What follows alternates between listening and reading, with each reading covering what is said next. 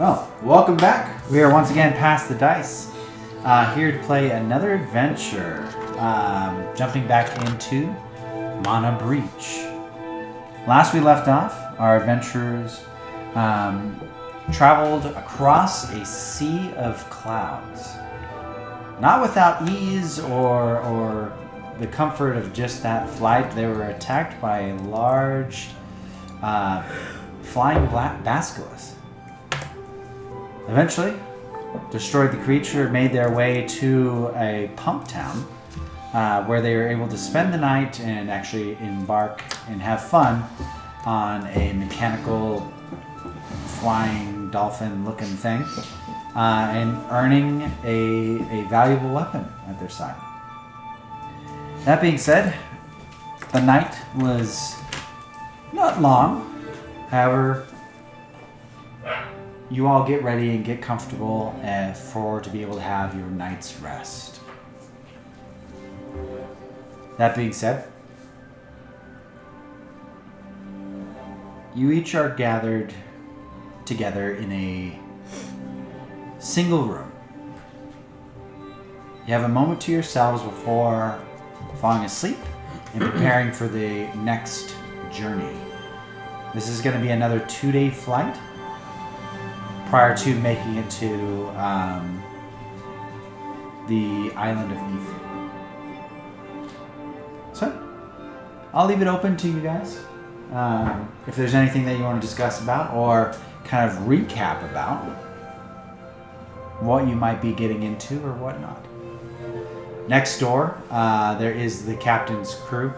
They all are sharing a single room as well. There are comfortable bunk beds.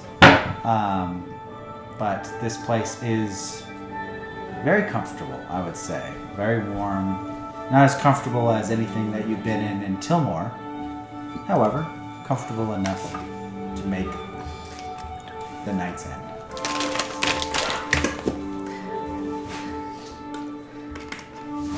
So.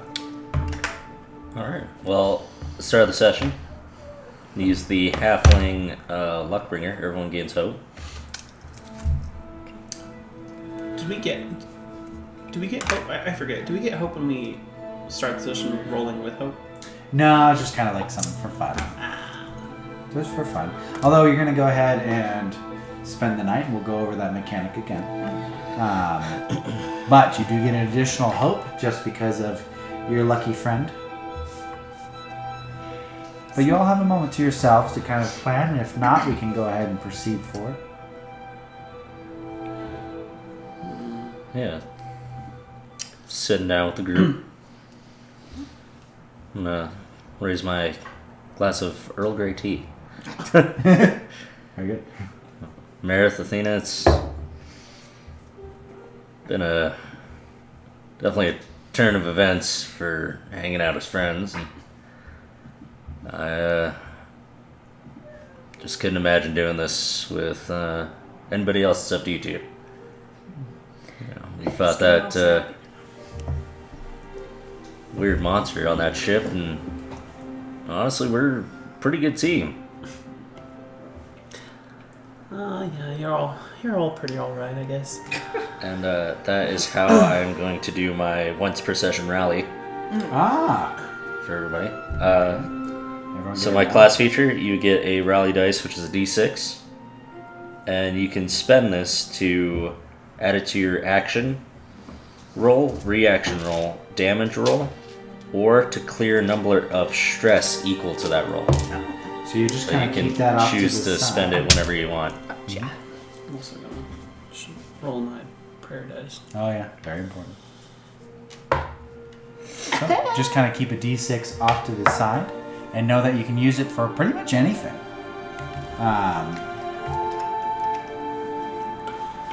That being said,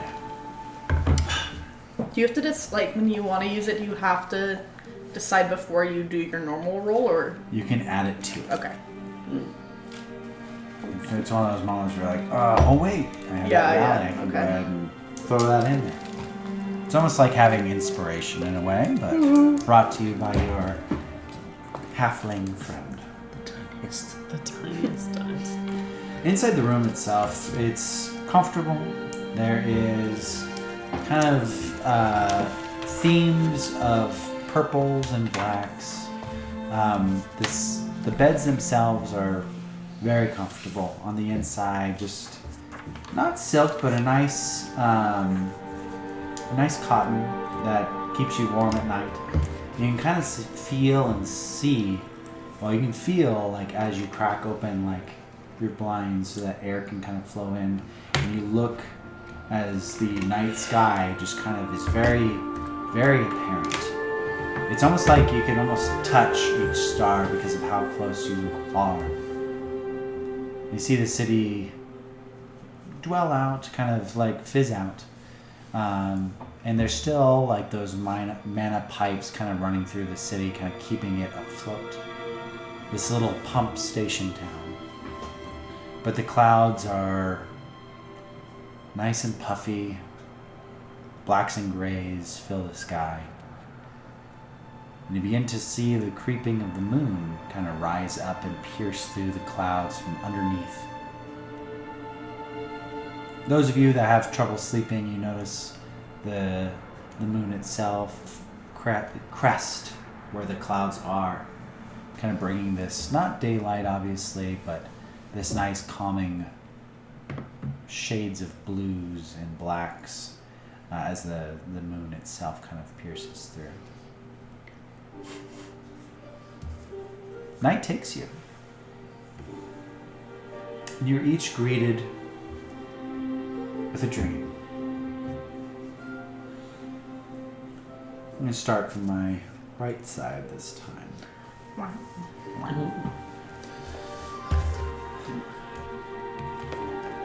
Meredith, when you fall asleep, the last things on your mind are what before you finally be able to close your eyes?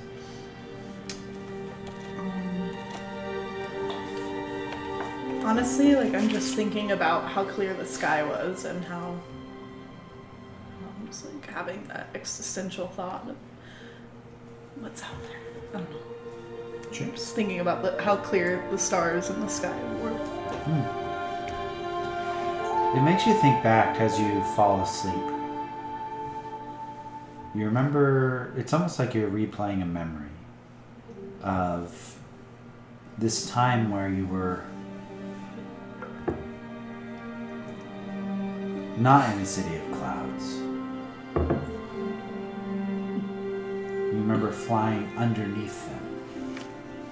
And you couldn't see the stars themselves.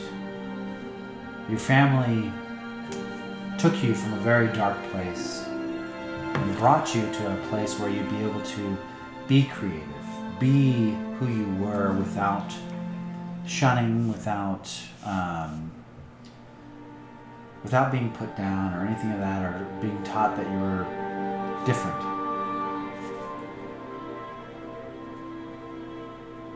You even remember very briefly the moment that your family got your horns surgically removed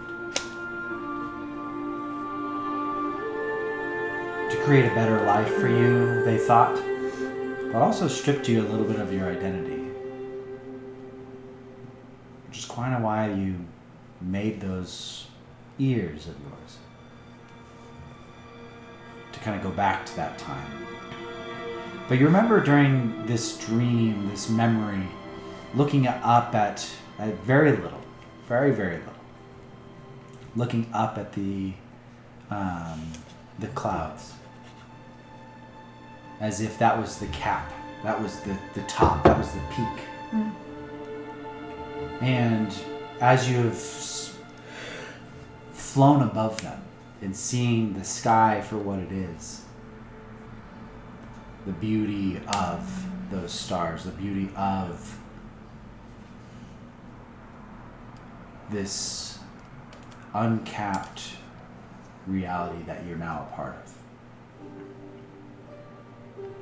The moment of being on that ship, the moment of fighting off that creature, the moment of taking a hold of your pistol staff for the first time and fully getting enveloped in this world that is far beyond what you previously knew of what the world could be. That dream floats in your mind. Athena, what are the last things that you think of as you drift to sleep? I'm gonna say flying alongside those. Were there names for them? You might have run them down if there were. Whatever, but those things. Yes. Flying alongside those things. Sky dolphins. Sky dolphins, yeah. Skulfins. I like how that's what it's funny, when I created the art, so to speak, the AI art, It turned it literally into a dolphin. it was literally like a dolphin with wings in the sky. It was like, When I was watching it, like when we got to like the bar section, like seeing that, I was like, oh my god. I was like, you know what? It's kind of what everyone was thinking, so fuck it. Sky dolphin. Yeah, sky dolphin. But and kind of just like thinking like,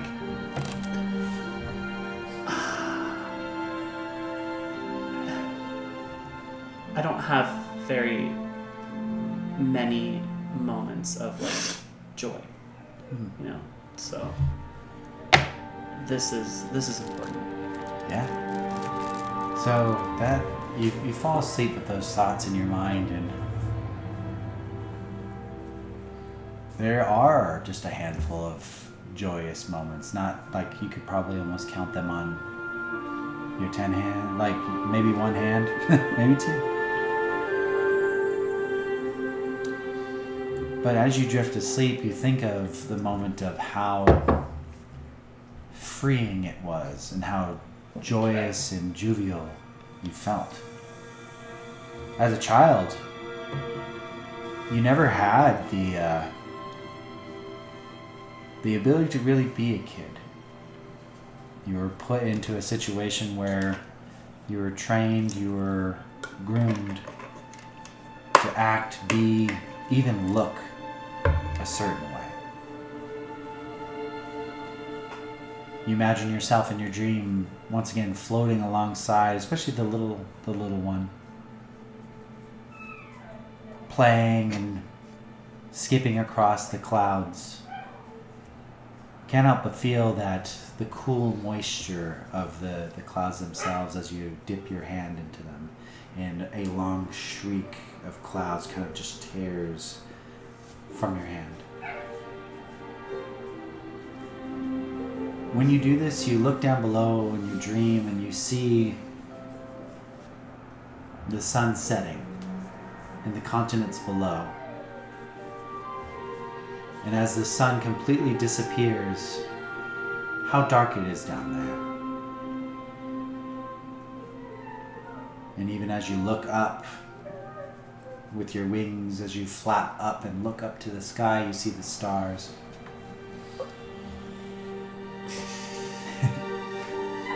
It's such a joyous moment. And even though you had times with your sisters, those words that Bobby said right before bed, you think to yourself in your dream that there isn't anyone else that you would rather be here right now with. And that brings a flame in your heart. Bobby, what are the last things that you think of before It you is gonna be my sister. that Earl Grey tea. It's gonna be my sister in the hospital. Oh, okay. I'm just wondering if she's getting better and if us doing this is gonna help create a more peaceful world for her. You think of your sister as you fall asleep, and you remember in your dream you're there with her, holding her hand, very talkative, as she always is. You speak to her and you think about think about these things, this life that is out there. You fought for a world where you wouldn't have to have conflict. You wouldn't have to technically be where you are now. It's almost as if you're closing a chapter that never seemed to have ended. You grip a hold of her hand. She smiles back at you with her eyes bandaged up, curly brown hair. She's talking not audibly to you. You can't hear it. But you feel a sense of hope, a sense of justice, a sense of, I need to create a better world for you. And she fades away in your dream, and you're left in darkness for a moment. You turn around, and you see an island that is off in the distance, and it's almost as if you begin to zoom in on that island, and there's clouds that kind of formulate around you. And you see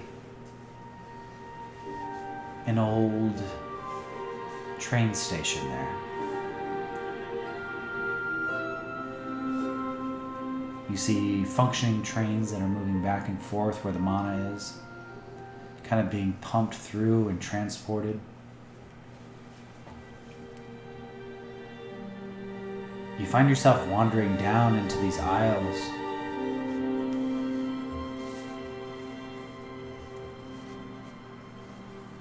And you see down below cloaked figures.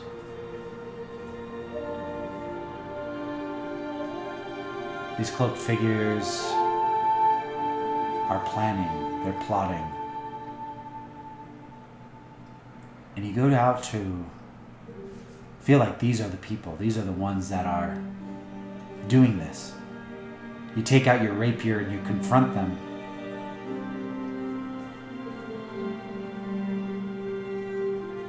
And those that were cloaked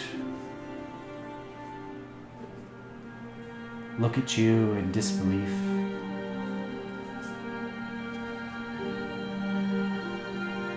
You see that they are all synths.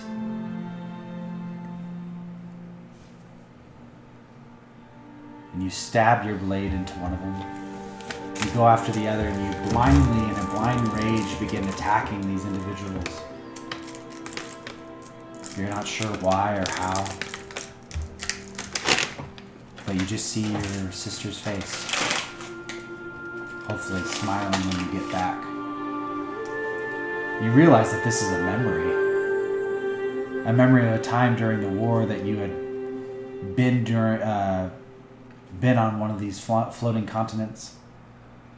And these individuals that were turned to kind of go against the rebellion, go against their programming.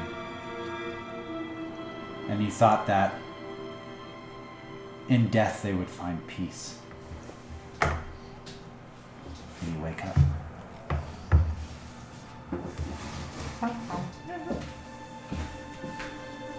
Morning arises. Let's see if I can get something different. That's not bad. Morning arises, and you all gather yourselves.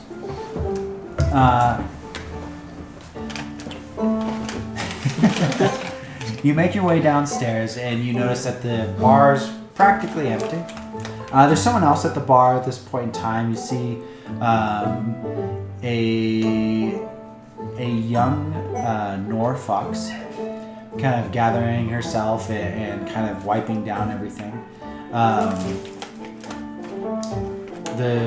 You notice already that the crew is already downstairs, and they have been like ordered breakfast and everything like that. So you're all joining them.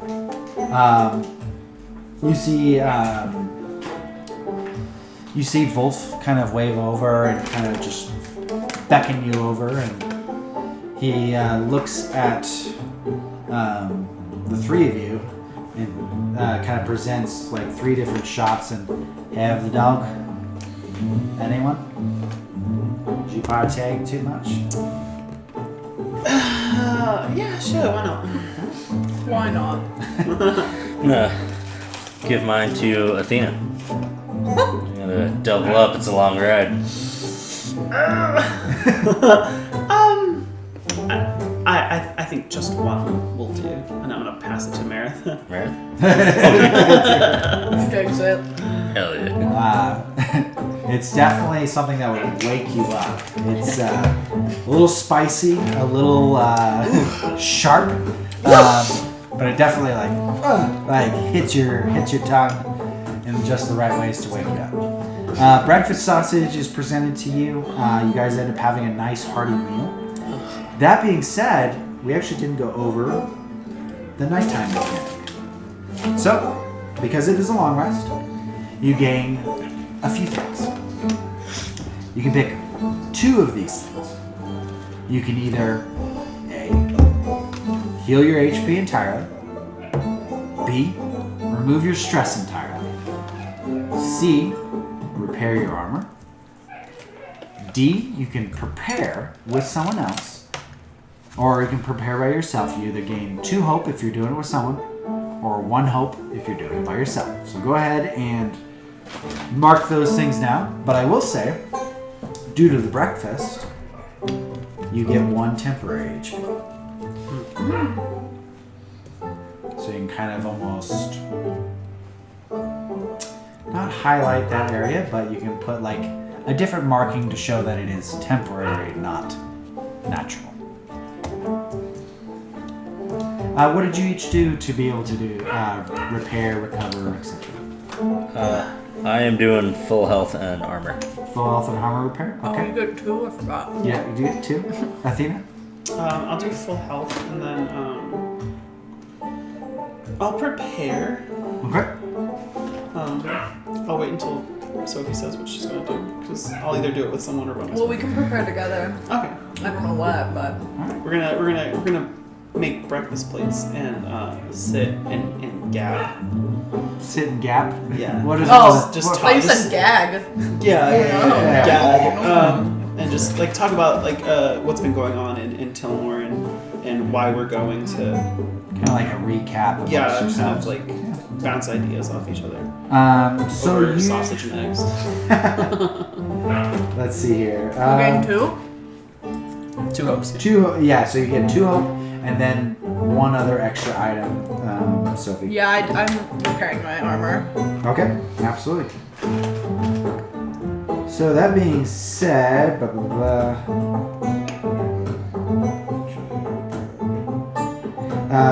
Doran. Oh no. Grenith is the smithy, I believe. Grenith arrives. You can see as he's coming on in, looking very awake. Like he had a really good night's rest on the ship itself. You all had a wonderful night. Did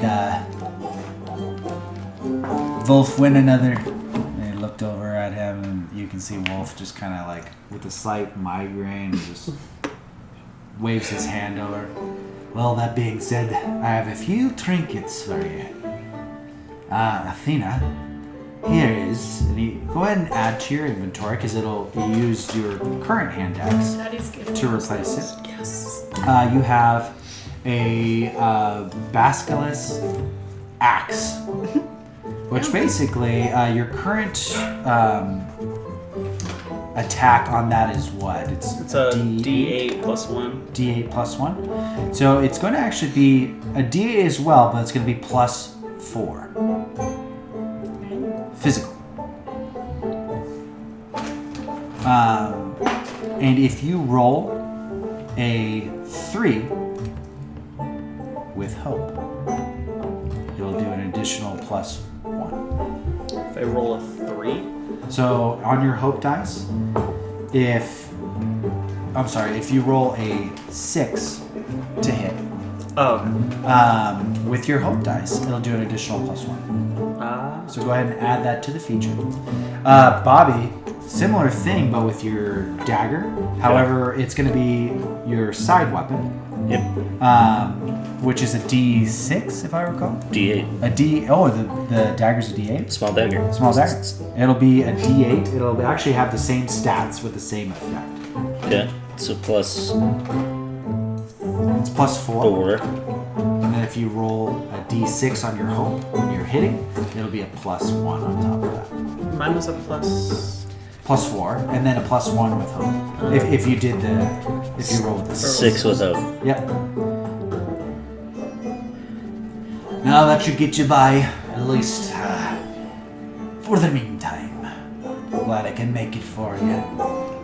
I'm sorry, miss, I didn't be able to make you something off of the materials that I had. Don't worry. I have a gun. And he looks at it, his eyes get a little wide, and he's arc pistol. I have a gun. well, that's quite the treasure. Where'd you find that one? From Vulf himself. And you see Wolf just kind of like raise an eyebrow and... I'll wink at him. She's the biggest I'll be crush down. on Wolf.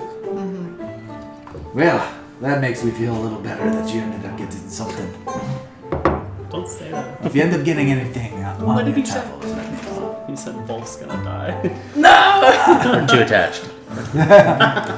Whenever that happens, they gotta go. Wolf gets up and he says, well, Gareth, go ahead and make sure you get yourself a platter. Let's go ahead and be on the ship in 30. It's all fueled up? All fueled up. Great. Let's go ahead and I'll see you all there. If there's anything in town that you need, go ahead and get it now. Otherwise, see you in 30. Gets up and tosses the fox a couple handfuls of coins to pay for your guys' meal and the drinks and everything, and heads on out. You can see Tilly remains. She has kind of a mug of an ale already drinking early. But let's see here, Weegriff and some of the other pirates end up heading back to the ship. The morning is yours. Depending on what you want to do, we can go ahead and head on out. Is there anything we all wanted to do in town? I mean, how's everybody's gear? We are doing a stealth mission. Anybody have any spy glasses or binoculars?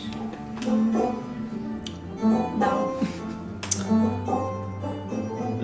Are those items that you desperately need for a stealth mission? I mean, you don't want to get too close, you know? He's gonna go up with his eyeglass and investigate the enemy. No, you know, like the pirate eyeglass? Oh, Spy a glass. spy glass. My bad. I mean, I'm sure they would probably have something like that on the ship. Oh, Which yeah, you did use on the way. Oh, okay. Yeah, we're good. Everyone's doing good on potions. I have stamina and health, so I don't think I need much else. Everybody's socks good, no holes? Yeah. Alright. Just checking, you never know. Fair enough. No, I think we're good. Yeah. So in that case, you end up making your way back over to the dock. You can see that at this point in time, the crew has kind of already gotten ready. You see that some of the harbor and the dockmaster have already detached the ship.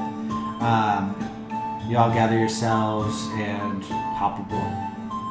Now, as you get onto the ship itself, you notice that all the blood from the previous day and the impacts and things of that nature, the ship itself is looking just as immaculate as it was previously. You can tell that Grenith spent all night shining up his baby. You guys have 2 days of travel during this time. Same positions as last time? Yeah. Okay. I think it worked. That being said, I need both Athena and Meredith to go ahead and roll your hope and fear dice.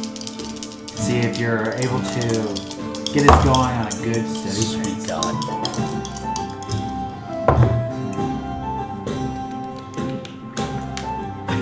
I got a 16 with fear. 16 with fear? Okay, I'll take the fear. Alright. But 16 is a success. 15 with hope. 15 with hope, take the hope. Why do you think he's so stressed? Maybe. I was clapping. Oh. It's good claps. Yeah, good claps. Good claps. So you hear the whirling and you feel the sensation of the ship itself being able to disembark. This whirling, this sensation kind of tingles up your back as it begins to kind of dip just slightly and then hit the clouds themselves. You could say Tilly, the second in command, kind of yells out, "We have clear skies and wondrous isles to visit today." She takes a grin as she kind of just turns the wheel itself. You hear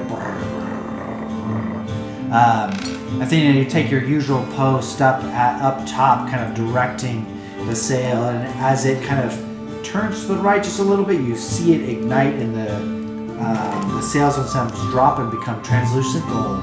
You propel forward.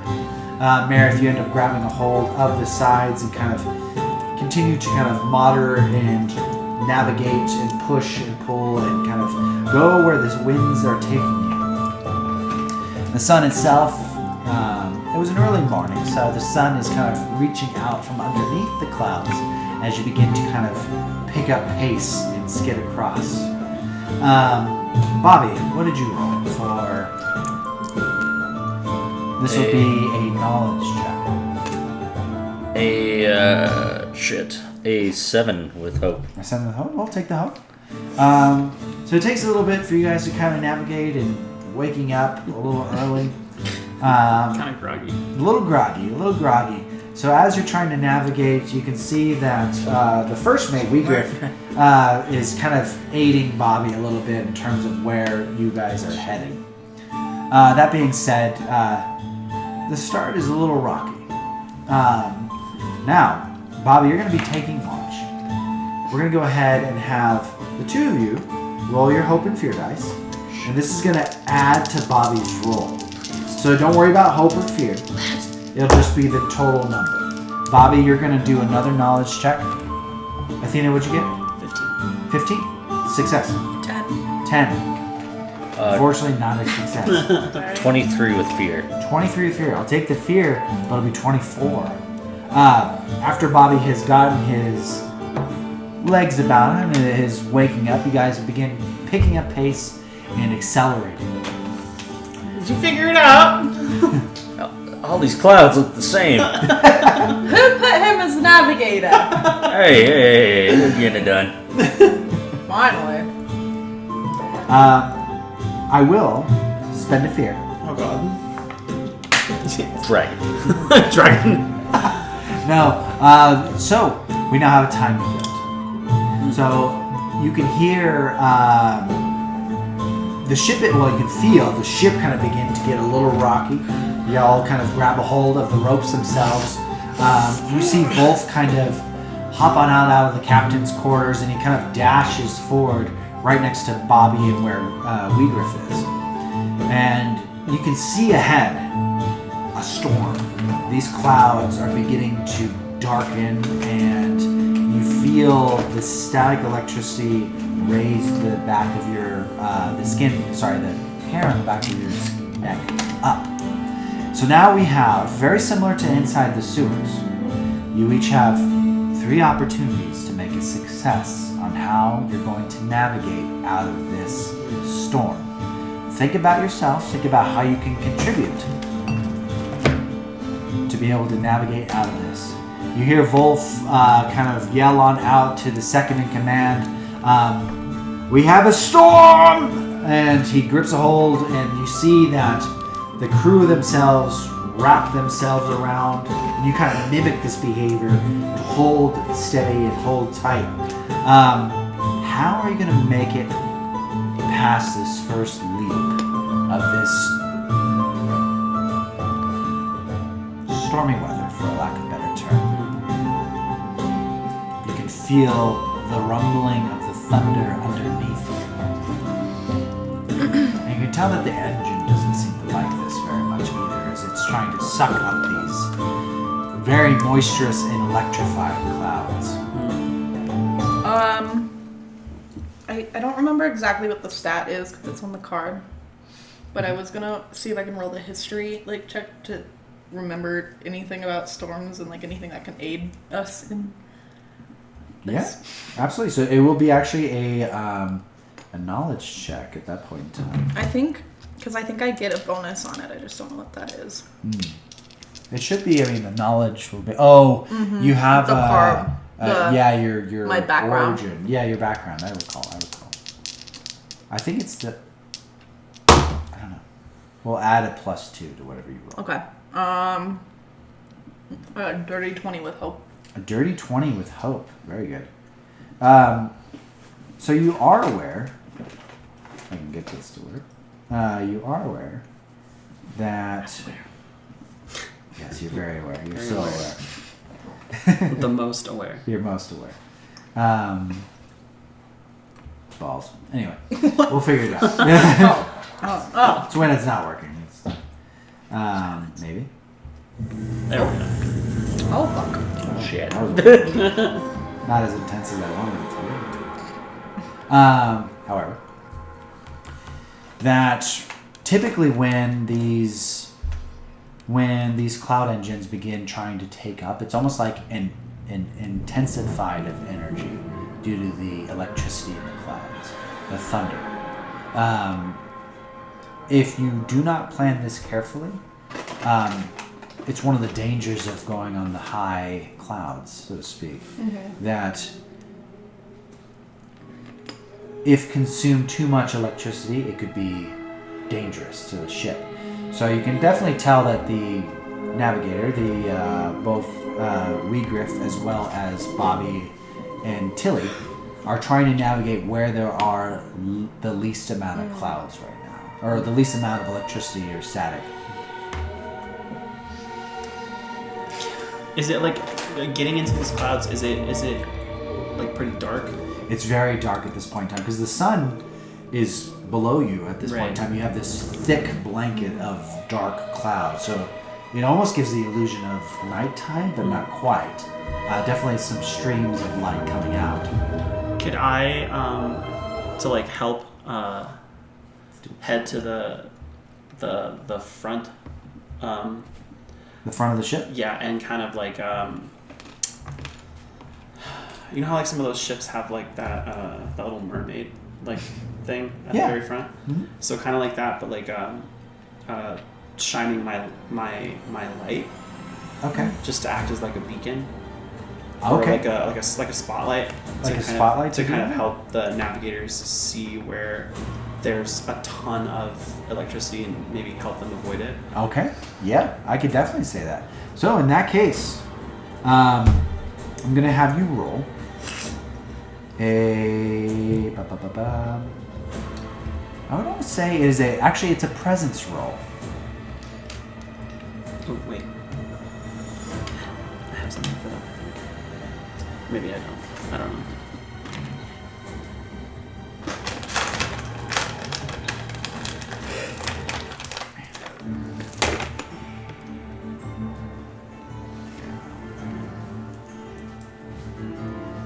Oh, wait, no. Never mind. I didn't. No. Hope and fear dice. Remember, even if you roll fear, that doesn't mean that you won't make it.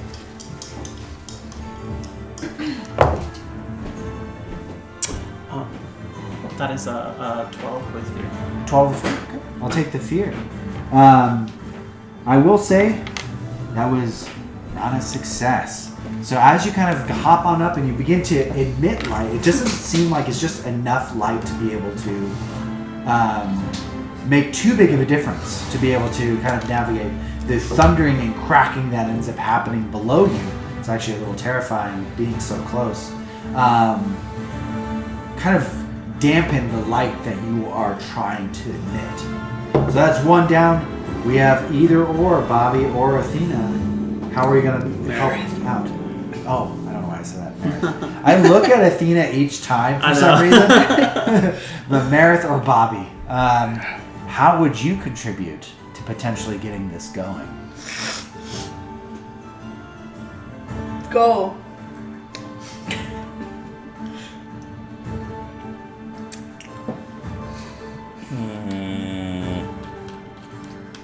Can't you pull something out of your bag that Because,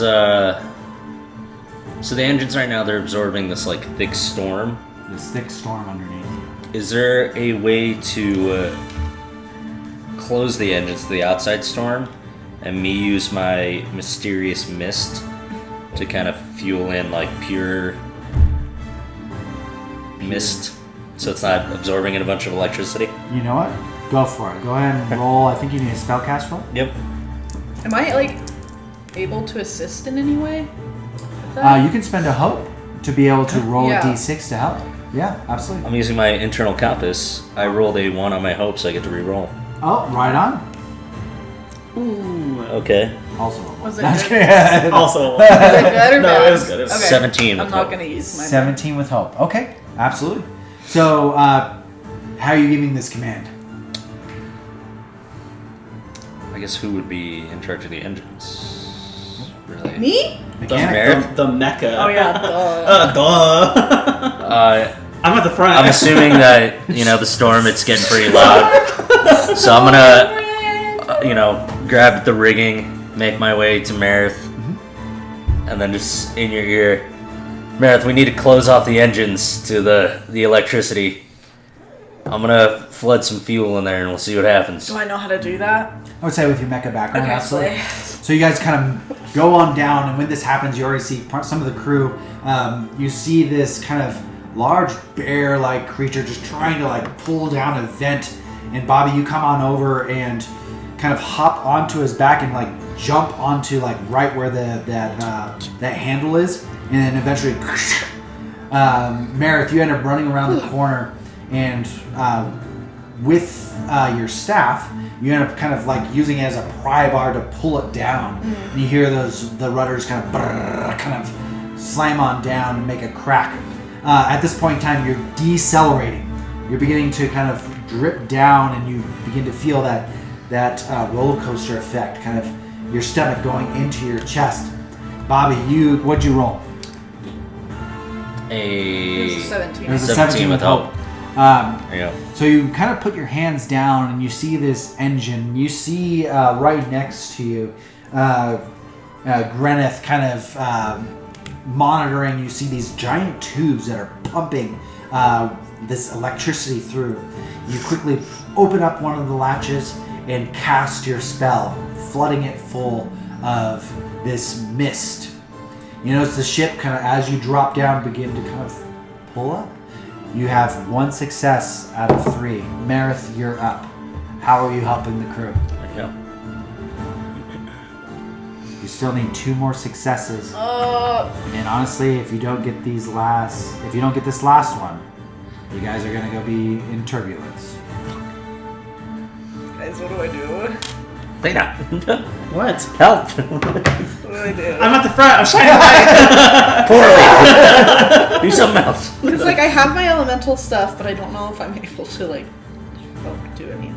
Because I'm in the engine room right now. Would I be able to use my wind to kind of help propel the ship forward and to get it going? I think that's kind of what Bobby's doing right now. Yeah. What if you went to the crow's nest and kind of created a little barrier?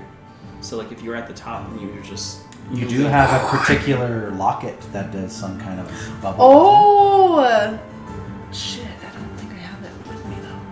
I don't remember what it does. No, I do. I just don't have the card. Left it. Do I have a card? Yeah.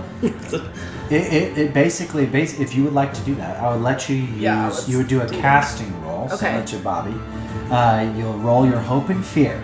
Okay. Now, because if this fails, you might want to ask the aid of someone that is on the outside currently. Somebody help me! Wait! Athena! I'll lend her some hope. Okay. How are you helping her with this? Are you gonna maybe bring her up to the crow's nest? Yeah, I'll like. Well, I'm still shining my light. It's like flickering in and out. Yeah, it's like a fucking lightning bug or whatever. Come on, quick. I'll fly over and I'll grab her by the arm and I'll like bring her up. Bring her up. So you'll roll a d6 to assist. I need a casting roll of hope and fear. Ooh, wait, double numbers is a nat 20, right? Critical success. Fuck, yeah! Cool. I got 9s. So +5. Fantastic.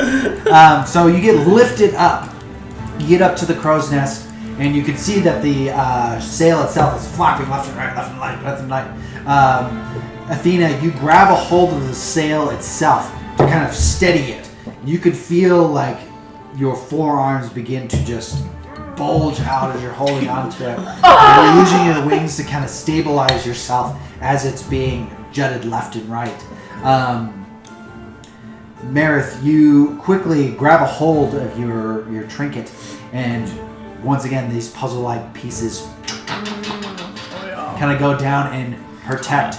When this happens, you see a lightning bolt kind of try and reach up and like hit the barrier. When that happens, a rippling effect, and some of the puzzles kind of fall off. But another success. You all have one more success that you can work on together. How are you going to make it out of this storm? Wait, is it me? I thought I already did mine. You did, but together, all together, how are you all doing? I can pull an item out of my bag, but what would help? That's true. A lightning rod. A lightning rod. Okay. I would say that the barrier right now is protecting you from lightning. That's you're right. It's a good idea, though. Really good idea. That's a random item. Yeah. Gas lightning. How did it fit there? Trying to bang a hole. Where did I even get that? Yeah, thrift store.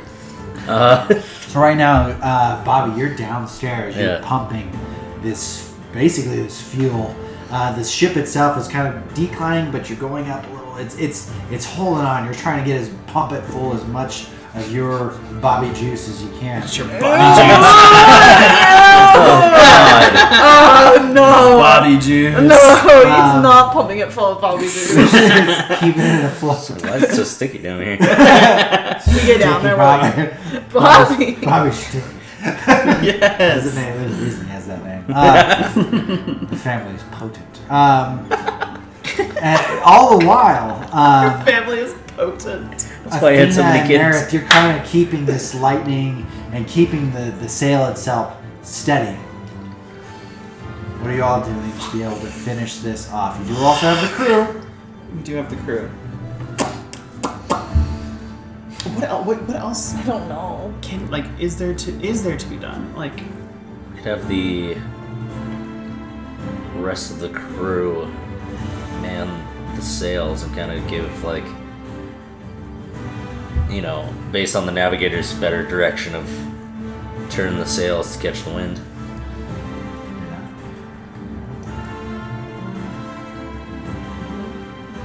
Yeah, so if we have Vulf as the navigator, and then everyone else would just grab a hold of the main sails. Okay. Could we look to Vulf for his expertise? I don't know. You good? Yeah, in this rig of chaos.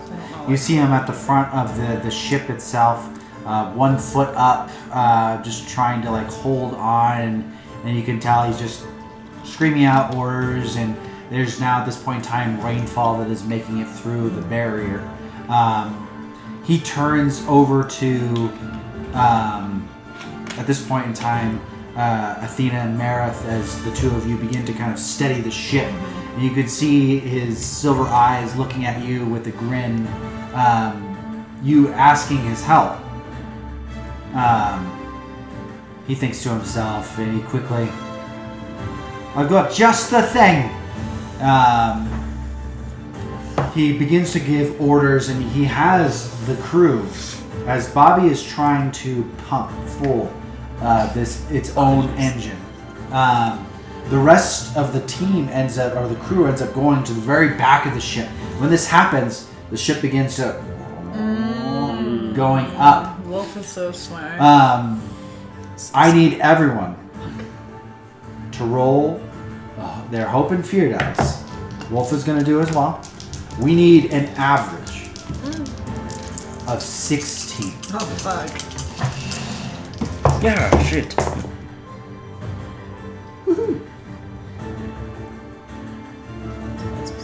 Bobby, what'd you get? 16 with fear. 16 with fear. No worries about fear. Okay. 16. Athena. That's a 9. Okay. 15 with. Wait. No worries with hope or fear. Oh, okay. Well, if it is a fear, is it going to give you a fear? It won't give me a fear. Okay, cool. Then it is with fear. Oh yeah, you're good. You're good. Yeah, 15 with fear. So 16, 15. So I got 10, but I got 2 5s. So it's A success. And Vulf got 18. So with this maneuver, the crew ends up going to the back, and it begins to turn the ship. Not vertically, but you can almost tell. It lifts up a little bit. When that happens, it begins to skip across the clouds. Bobby, you begin kind of sweating as you're pumping this full of gas. You all have succeeded. Keep the girls. Keep the girls tight.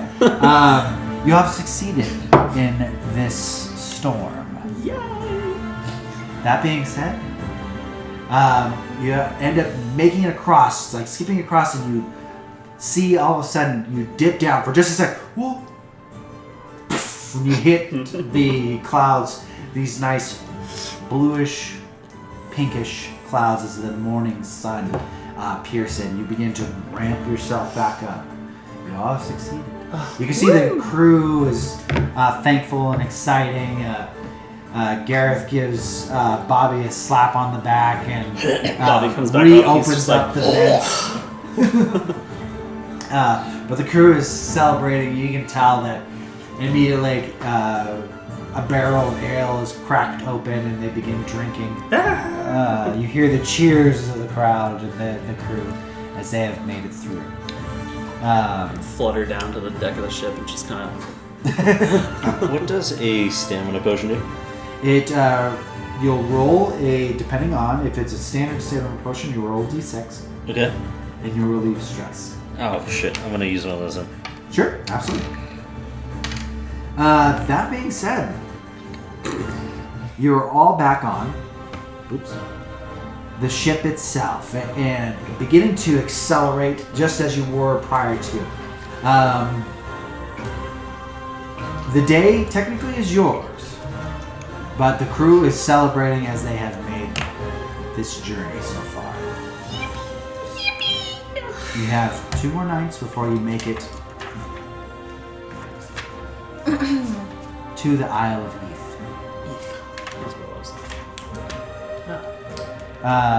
Vulf kind of goes down, and he has a mug of ale in his hands, and he fills it up, and he ends up passing it around, and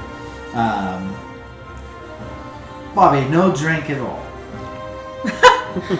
I got my pipe here, and Right. I'm a little stressed out. I need to take a little breather for a little bit. We can see that you ended up pounding that stand-up potion. I remember when he was a young lad, when he would end up plowing drink left and right. When he was a young warthog. Copyright infringement. I shouldn't have done that. That's a little bit. It's a bit. You're right. So, Your own interpretation. Yeah. It's a copyright. let's go ahead and talk about what we're going to end up foreseeing here, potentially. We know a few things. We know that potential there is a cult that is trying to break down everything that myself, Bobby, and most of the crew here have fought for.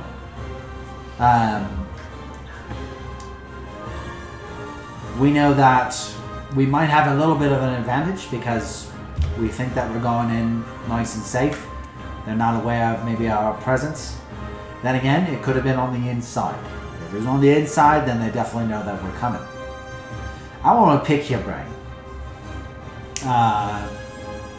You can tell that on the ship themselves that there is on the deck, there are like nailed to the ground like tables, almost like bar stools, so to speak.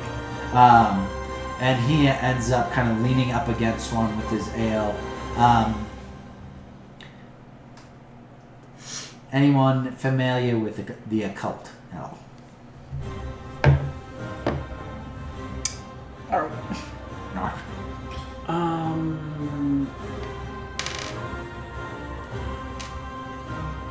They're rather new, right? Like the.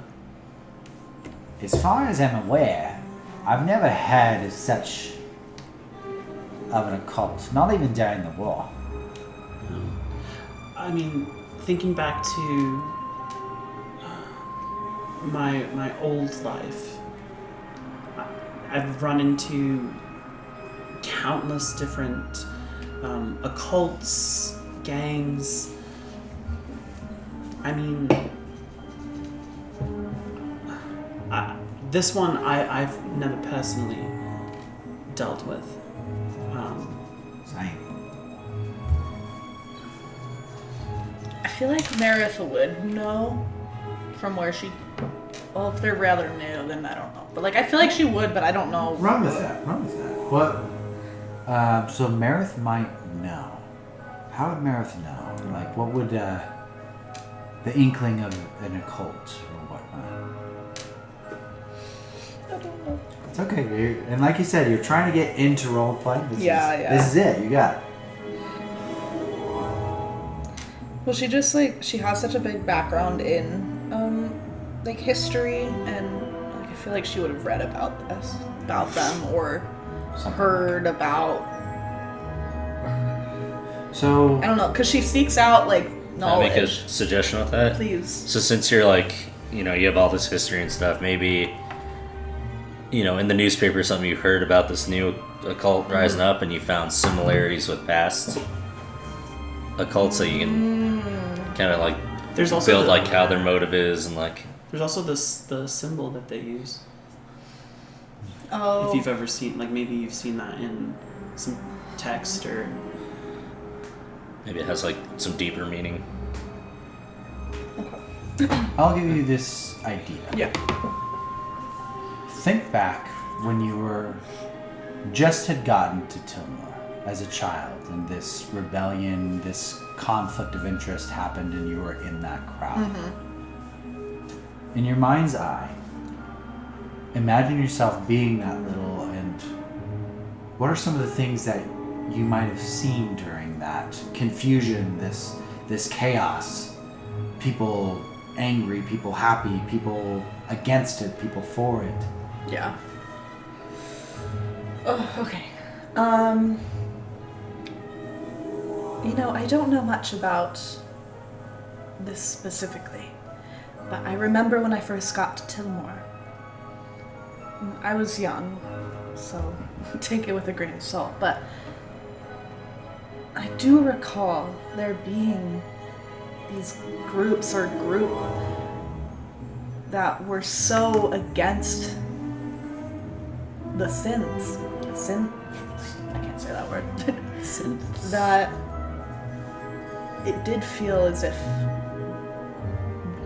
some sort of organization was forming. And from the books that I've read about, past occults, it just seems like very similar behavior. Again, I don't know much about this one specifically, but just from reading and what I've experienced, I might be able to offer some knowledge. Well, with that, do you feel like they lean more towards the mechanical portion, or do you think that they lean more towards the magical portion? Just because they are such a divide for Right. so long. I think it could be mixed, but I do feel as if it would lean towards the more magic portion. I don't think that's such an easy question. I mean, of course, when they were created, they started out mechanical, but something happened along the lines, and magic was gifted to them. No one gave it to them, but they can use it now. They can think on their own, and they can do on their own more than what those first few models were programmed to do. So you think that because of their, in the end, natural ability to use magic, that some might have. I mean, I remember during the war that was quite the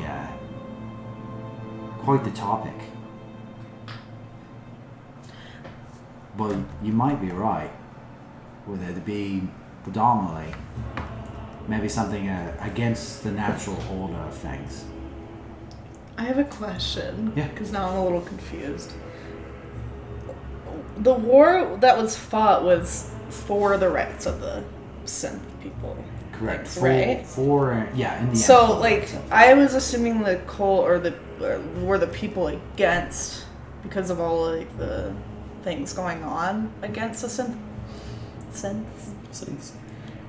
That the occult is the people who were against the creation of the synths. More than likely. So, I'm just confused about what you're saying, I guess.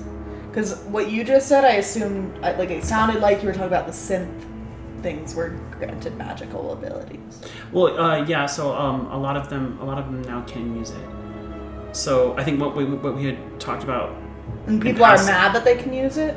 Or? Yeah. Okay. So when we talked about in past sessions, some of the first synths were carbon copies of races and individuals and stuff, but they were like more sophisticated warforged, and they were created to do like menial jobs. Yeah.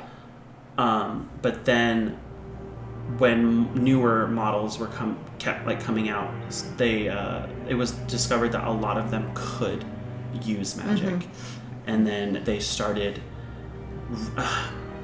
along the lines that they started rewriting their own programming, kind of like AI. Like they were becoming sentient. Gotcha. And personalities and becoming, Okay. They were modeling or developing and forming their own like emotions and thoughts, and a lot of people thought that it was like a perversion. Gotcha. Okay. So that's when it was like they don't deserve rights. We created them. It's like, okay, well, they can think now. Yeah. Okay. I was a little confused. I want to make sure we were on the same page. Yeah. I get it now. So yes. Okay. Continue. You might be right, Athena and Meredith. Hard to say. Bobby, do you remember long ago when we were on the front lines, kind of on the battlefield of Grenith? That's larger island, northeast, so kind of towards where we're headed.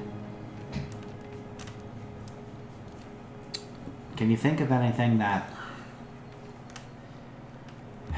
any tactics that seem familiar with these explosions?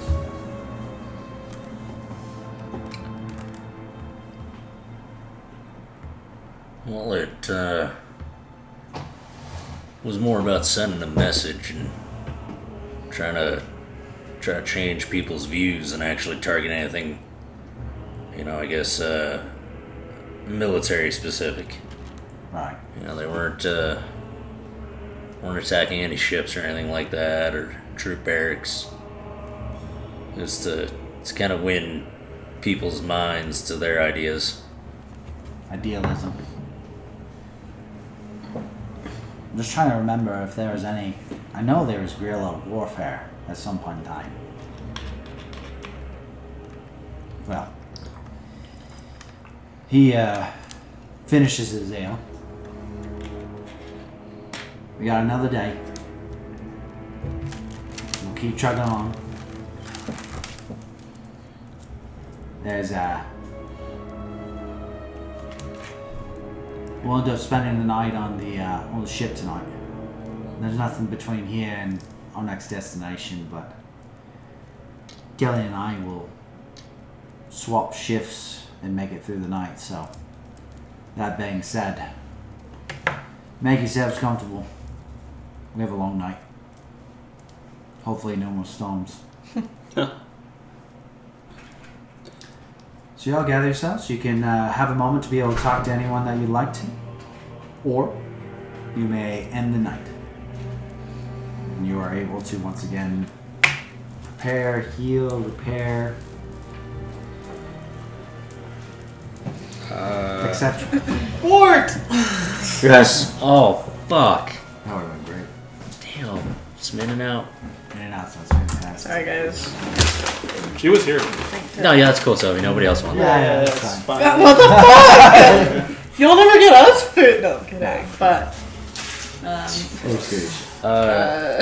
The only thing I need to do is clear stress. And I want to do a prepare with somebody if somebody doesn't need to do anything. I just have to clear stress. You want to do prepare? Sure. Yeah. Go ahead and clear your guys' stress. You're now in the bottom barracks. You both have a hammock. I'm going to say the two of you are bunk buddies. Who's on top? Who's a top or who's a bottom? I'm bottom. I'm short. I ain't jumping up that motherfucker. Bottom bitch right there. You're out of your goddamn mind. I'm sure there's a ladder. I'll have to pee in the middle of the night, break both my shins. So how are you two preparing tonight? So since this is a You guys stealth can talk mission, and whatnot. I was thinking we kind of jump sound our gear. So you put it all on, you jump and see if anything's making noise. Any loose like clanging or anything, and just kind of tighten that all down and make sure we're as silent as could be. Yeah. I'm gonna jump and nothing happens because she keeps it tight. Jesus. whoa. And Meredith, what are you doing tonight? Oh. Do you want to prepare with us? Can I? Can we Yeah, threesome you can. it? Threesome? Technically, still would only be two, but That's well. I only have one slot. I don't. But I don't. Mine's have, full, so it's fine. Shit. I can't add any more armor, and I don't have any HP loss Actually, or stress. if we're already like cleared HP, cleared stress, Yeah. and max hope, yeah. can we like pick either HP or stress and do like bonus HP and stress? Or? No, sadly. No. I'm just gonna join you guys That's and good. Yeah. add a hope because I only have one slot left. I already got one That's the slot left. only thing I can do. Yeah. Come, Meredith. We're Max her out. We're soundproofing. Sorry. Wish y'all could see that. We're Tie those down. Yeah. You want to tie those down? In case we gotta run, you know. I have you an- know. For context, I jumped. I have an extra sports bra if you need. And Nah. a double lay it. Let him breathe. Let him breathe. I was gonna say so after doing all that, is there like a hearth or something in this cabin? The only place, not really a hearth per se. There is like a small forge that constantly pumps the heat out that Gareth is a part of. There's not like a Grenith. There's not like a little fireplace. It's not a little fireplace in the ship, sadly. Bobby, in your bag, do you have like a what are those things called? You take them on camping trips and it's like a portable stove. Like a mess kit, Something like that. like pots and pans, or what? No, I need a fire. I assume they have a kitchen. Yeah. Oh yeah, actually there can is we- a kitchen. Yeah, can we go to the kitchen? Yeah. Okay, cool. Um, Is the fire lit? So the flames themselves are turned off. You see a little like porkly fellow kind of by the kitchen itself, and you see this like kind of chunky Ribbet. And you see him just kind of like kicked back, and he has like an eye patch that just kind of is right on one eye, and it's like all around. And you can see him like dozing off in a stool in there. He's greeted with a small white room that's very confined, actually, I would say. And there's a few burners that are there. Okay. Just gonna like walk up to him, and kind of like.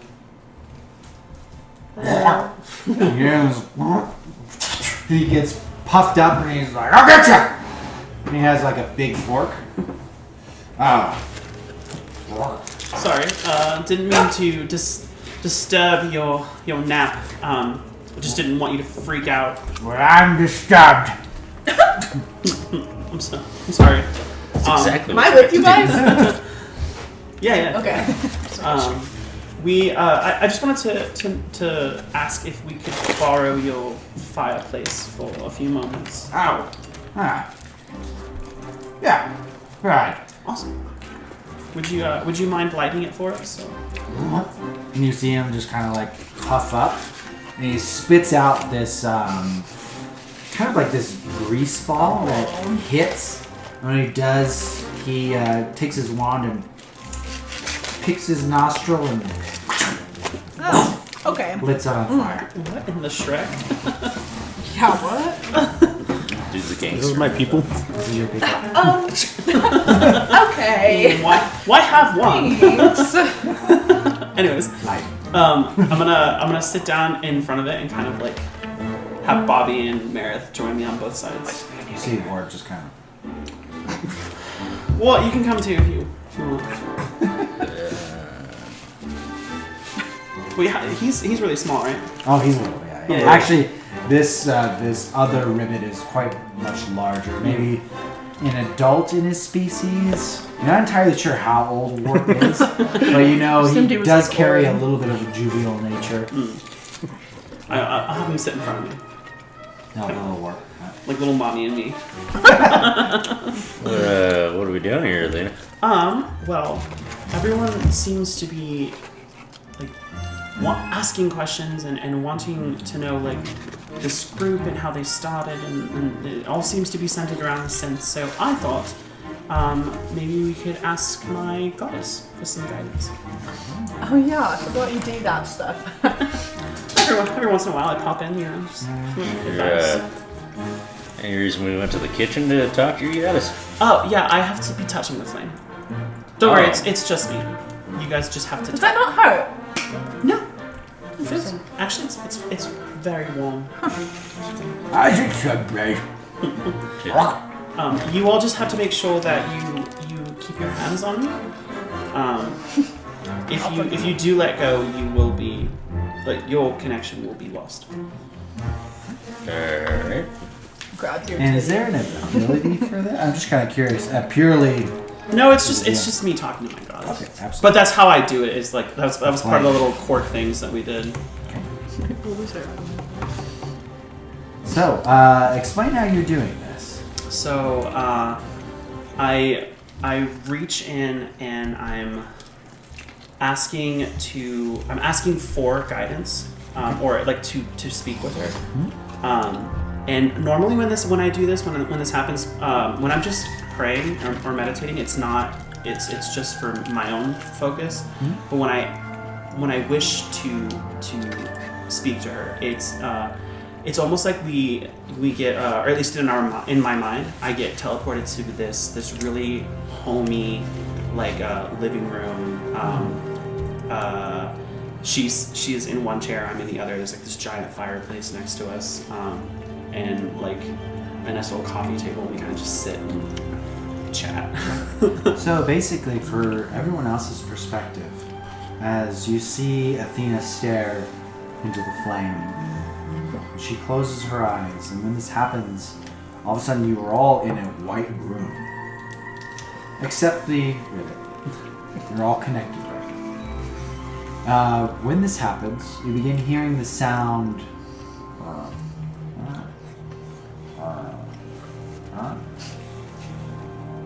and you're transported into a homestead where there's a giant flame hearth that's going there. You see before you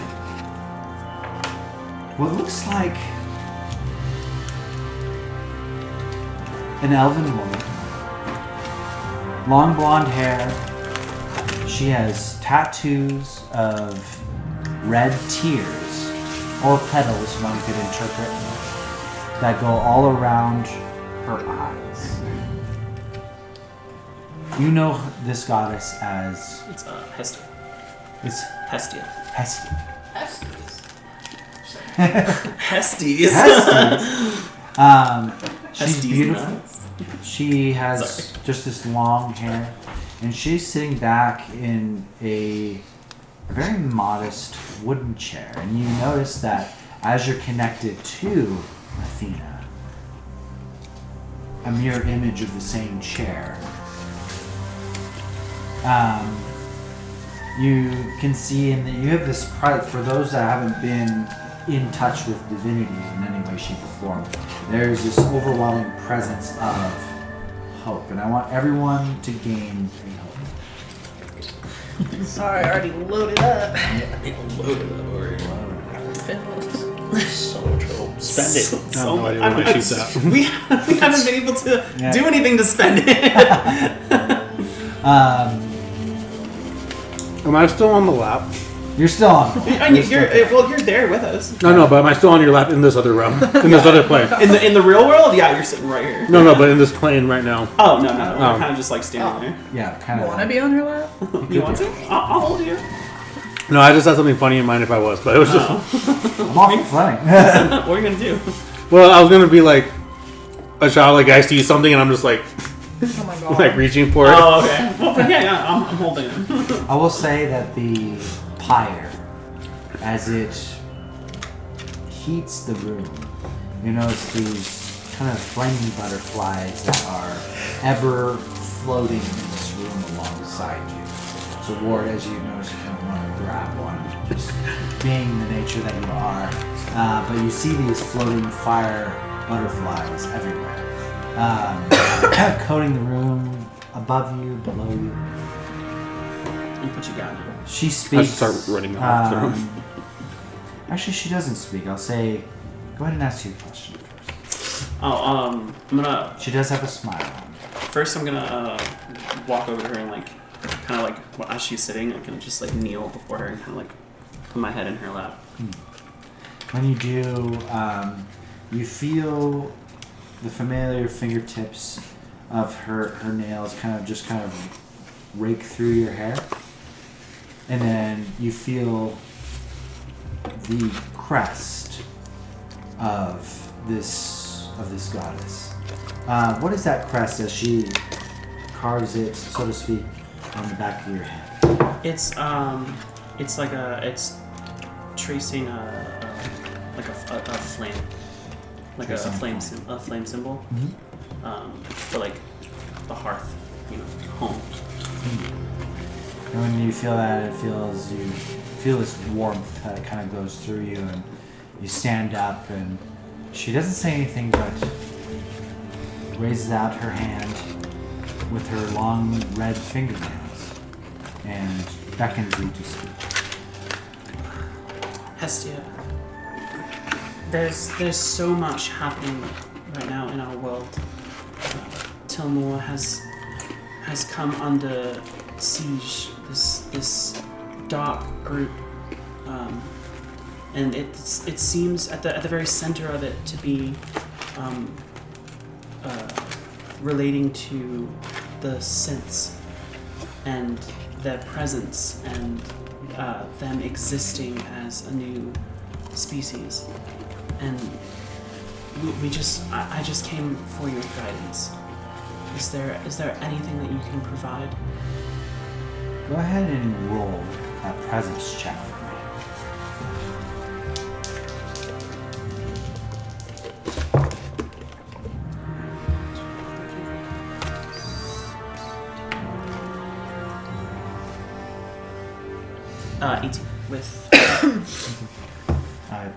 If you have a hope, go ahead and take it. She gives a nod. When this happens, she stands up, takes your hand, and brings it over to the hearth, the pyre that's there. And she takes your hand and puts it into the flame, and you don't feel the heat by any means, but she pulls out this branch. And you stare into the flame that is attached to the branch itself. You see in the flame images of warfare, images of chaos, images of blood, sweat, and tears, and death. And then you see an image of the serpent that you had just fought, just recently. And then all of a sudden it intertwining into itself and beginning to devour itself. And a blade struck down, slaying the beast that is trying to kill itself. When that happens, through the blood that is dripping from the blade, you're almost teleported into the flame itself, and the blood drop touches gracefully the middle of your forehead, your mind's eye. And you see a metro. The sounds of train tracks echo through your head.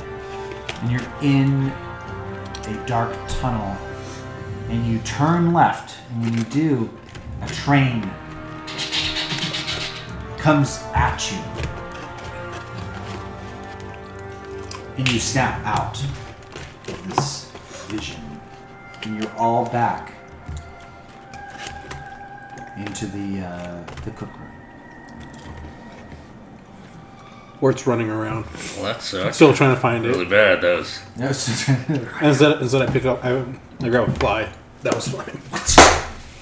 Squish it.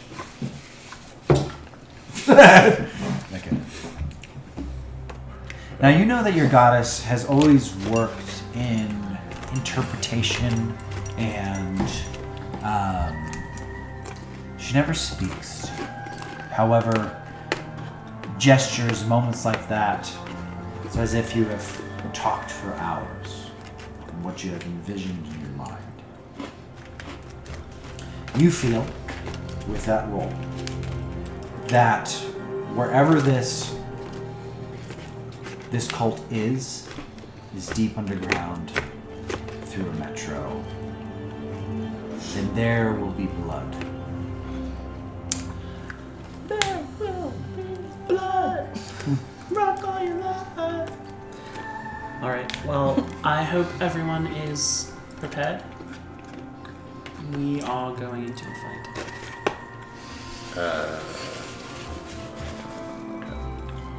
I guess should we give an update to the old captain here and let him know that's probably not just going to be a scouting mission?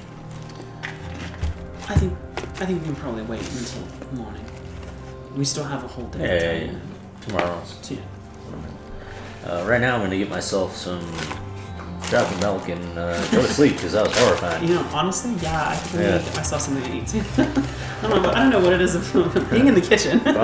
You see the ribbet there, and he looks at you with his one eye, just kind of looking at it.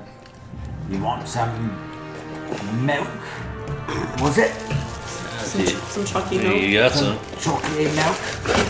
Of course I have chocolate milk. He hops off and he goes over and he has this frozen It's a brown cow.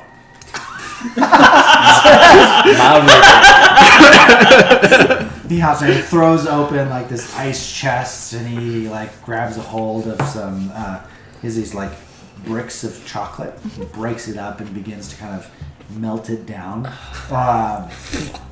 When he does, you can kind of immediately smell that deep dark chocolate that's there. Then a little bit behind, he's like, "Where's my bloody milk?" And he looks around. He's kind of shuffling through, and you see Wart like with a bottle of milk, and he's like holding it close and like, give it here, lad, give it here. Kind of begins filling up and beginning to mix it. You want it hot or you want it cold? I'll take mine cold. Cold. Cold. Hot. I was like, be the one. And behind you, startled, very quietly, Vulf is kind of leaning up against the doorway. Can I have the dude pour him another glass? And I'm gonna bring it over to him. Yeah. So he pours it out, and You're gonna go to Wolf's chambers. I thought he said he was leaning against the wall. he was leaning against the wall. Okay. I had chocolate milk go around. Typically, we end up having chocolate just for the occasion. Oh, thank you, Meredith. Of course. He definitely takes notice of this. And you hand it over to him. Well, while he's here, you could tell him. No.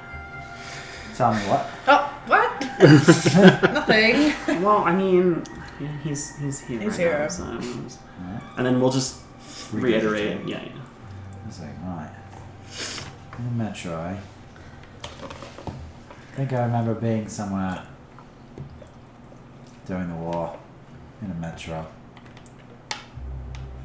Right. Well, that was a different island. Well, you all have a good night. I'll see you a lot in the morning. And Hi, Vulf. thank you again for the milk. Of course. Yeah. Burn through the ship's chocolate supply in one night. Alright, so night takes you. I'm gonna go ahead and spend a fear. Fuck.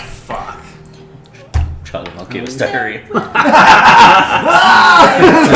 all wake up with grumblies. Sweating the whole night. Save it for the battle. Yeah. Just make sure you aim it towards the enemies.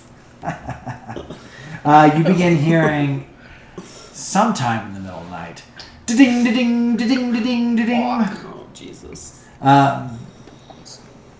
Wakey. Bolt up out of bed. Yes. You hear him kind of scream out, "They're boarding!" What the fuck? Run out. Gun out. You make your way up to the stairs and up to where the actual deck is itself, and you see from the sky. What the? You see 5 pirates land onto the ship themselves, bringing out their cutlasses. You see one is one of the bear folk. You see a giant owlbear that lands beside him. He has a pistol next to him.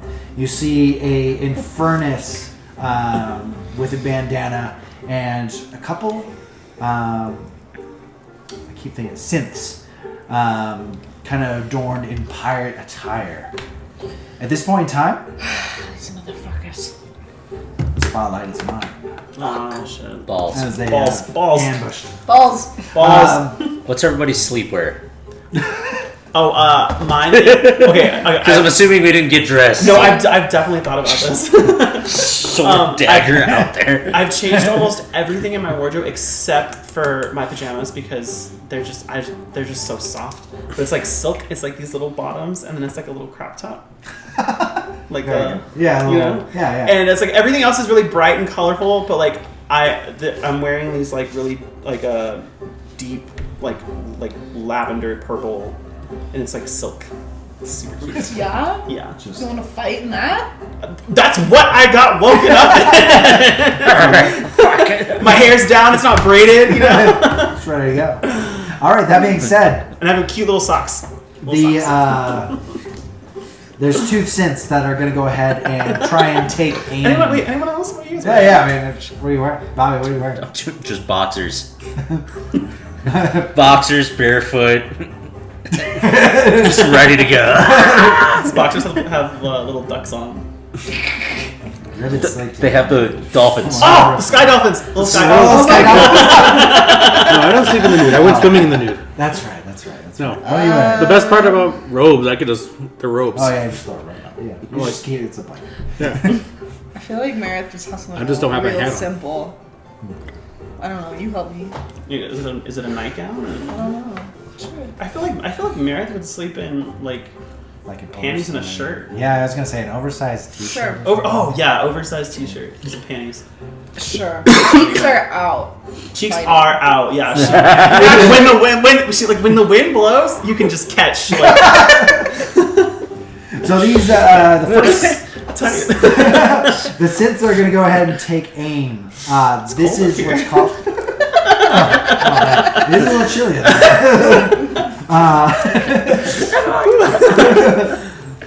They're anchored to something. So we're gonna go ahead and Did they point this is north? considered a mob. So the group of synths. Technically, it's a group of them, but they're considered one unit, if that makes sense. Okay. To kind of introduce you guys to what a mob is. yeah, the horde Hordes. thing. Yep, exactly. So they're going to go ahead and take aim. You see 3 of them take out their pistols and immediately shoot. Let's see. 1, 2, 3, 4. I need a D. Where's my D4? Over there. Oh, right here. Okay. 4. God Sorry. damn. What's They take what are you aim. wearing? Nothing. My regular clothes. Yeah. I have robes. I just frog cock out. 13 to hit. God Does that damn, mean you yeah. like Yeah, it's reek like- because you don't wash your clothes? All right, Wart, you Gross. take No, total. On? He had the You whole take thing total nose. 19 damage God as damn. they shoot. Jesus I Christ. hate The frogs. bullets are out. At this point in time, the Owlbear takes charge. He's gonna go ahead and hit. Swear I'll to say it God. won't hit Bobby, or not. It won't hit Wart. It won't be the same. 1, Bobby. Alright. So the owlbear kind of goes through. You see him kind of charging forward, and its owner charging right behind it. Let's see if he hits. Yeah. I mean, 17 to hit. Yeah. Given hits. The owlbear takes its big bear claw and swipes down at you, causing 20 damage. Fuck! So it slashes a hold of you, and you just see his bare chest just kind of get his claws dug into it. The owner of the owlbear.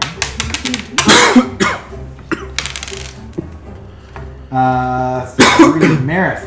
The owner of the owlbear charges forward with his cutlass and tries to strike at you. 10? beats it. Yeah. Okay. He slashes down at you, causing 12 damage. What the The Infernus out in the distance takes a quick spell and shoots out a bolt beacon. Last person that ended up getting hit, might as well. See if it hits. 9.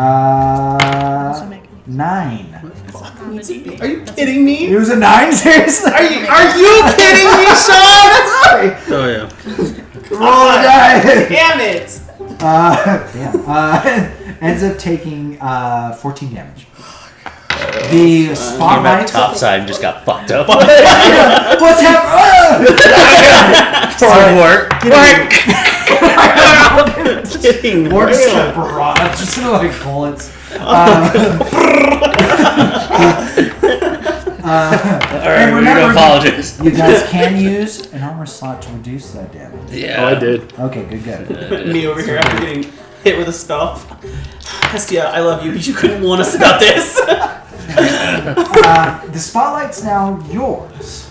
So, you guys had just gotten up topside and just kind of hit with a barrage of bullets. An owlbear. I'm shooting this motherfucker. So yeah, we got group of synths, Put that bear Owlbear, down. Owlbear, owner, and then an Infernus. Correct. Okay.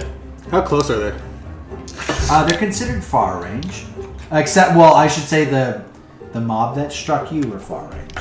The owlbear, I would say, is within close range. The cutlass, the owner, is also in close range. The Infernus is far. Should I try to push this owlbear overboard?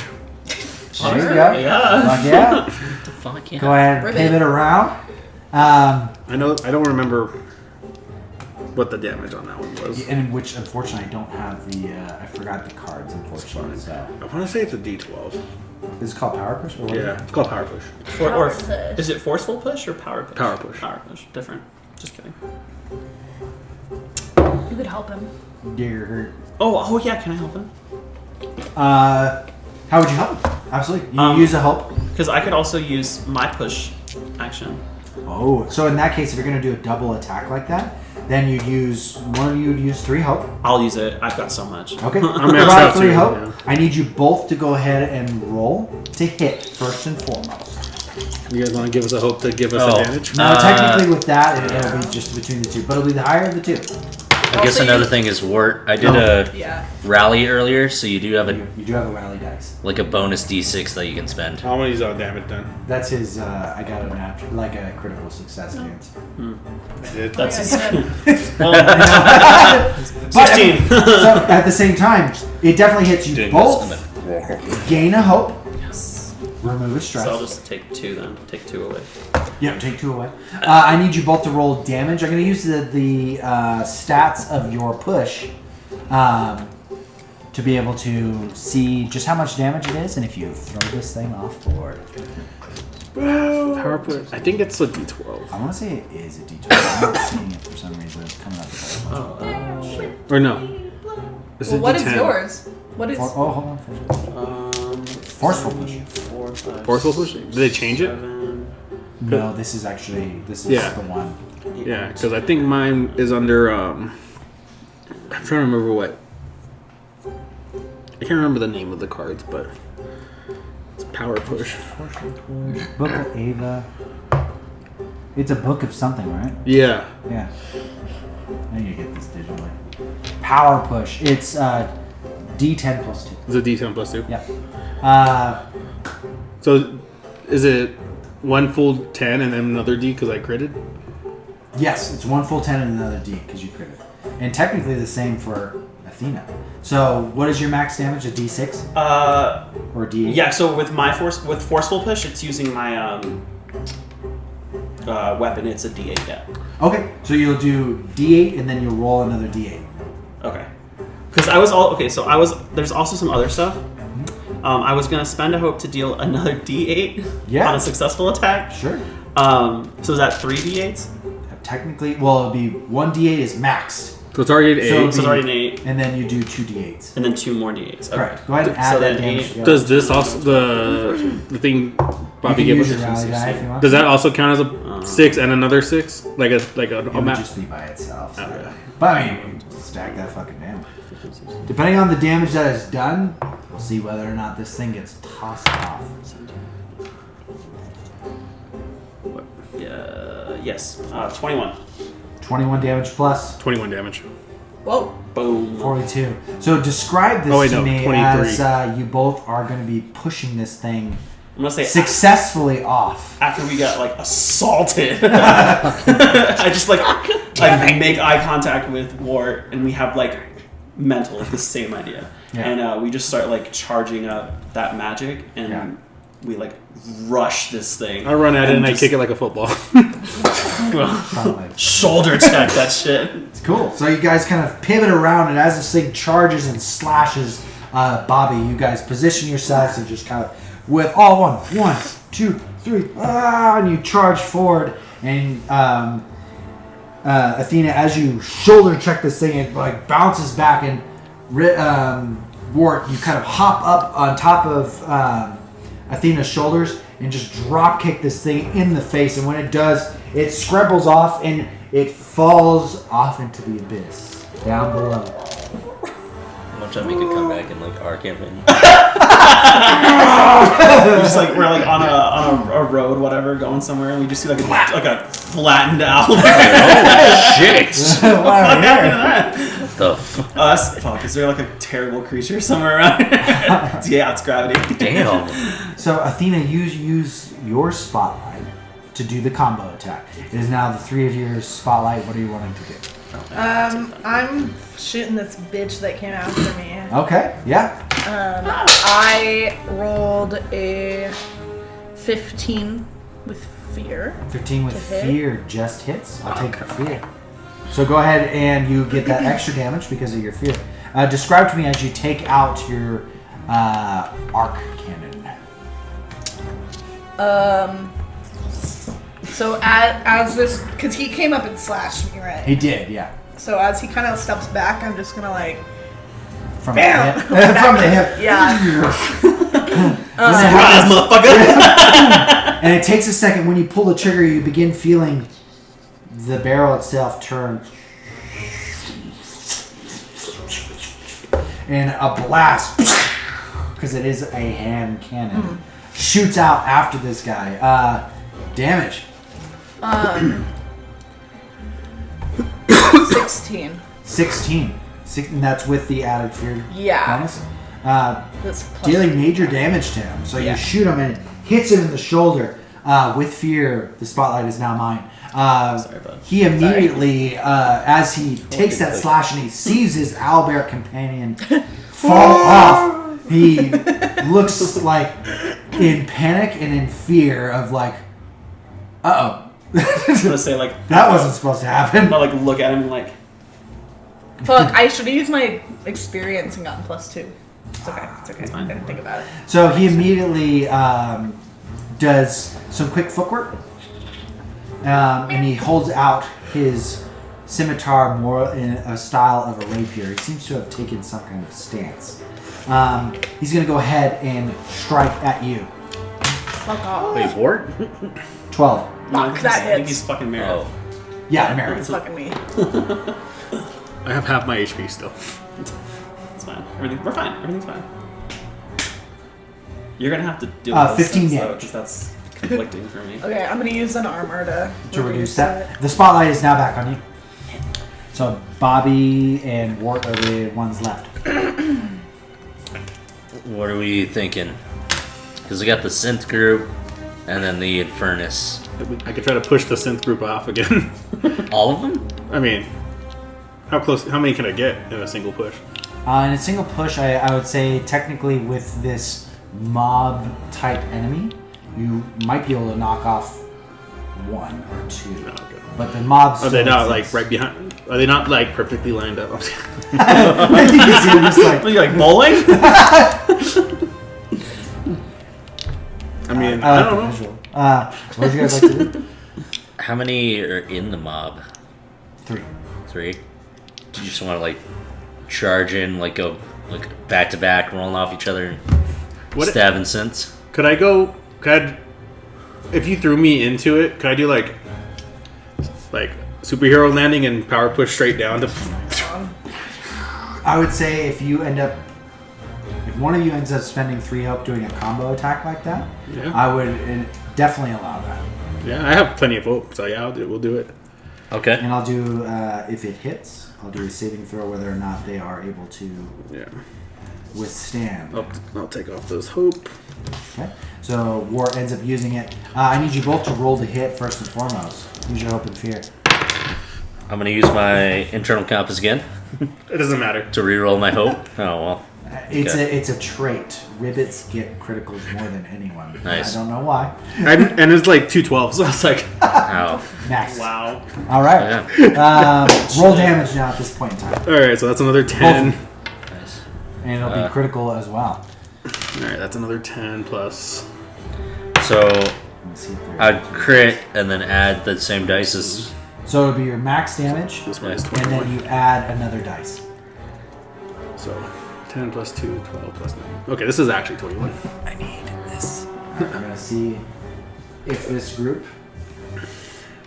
if you're able to beat the threshold. Go ahead and give me the damage though, first and foremost. 22. 21, so that's 43. 43 damage, doing severe damage In fact, 2 of them for sure fall off just based on the pure damage that they had. Because that hits 4 of their HP. Just like one with me. And then we launch him. 6. The other one seems badly wounded, but as the 2 of them fly off, one of them rips a hold of the side and like holds onto the side of the ship itself.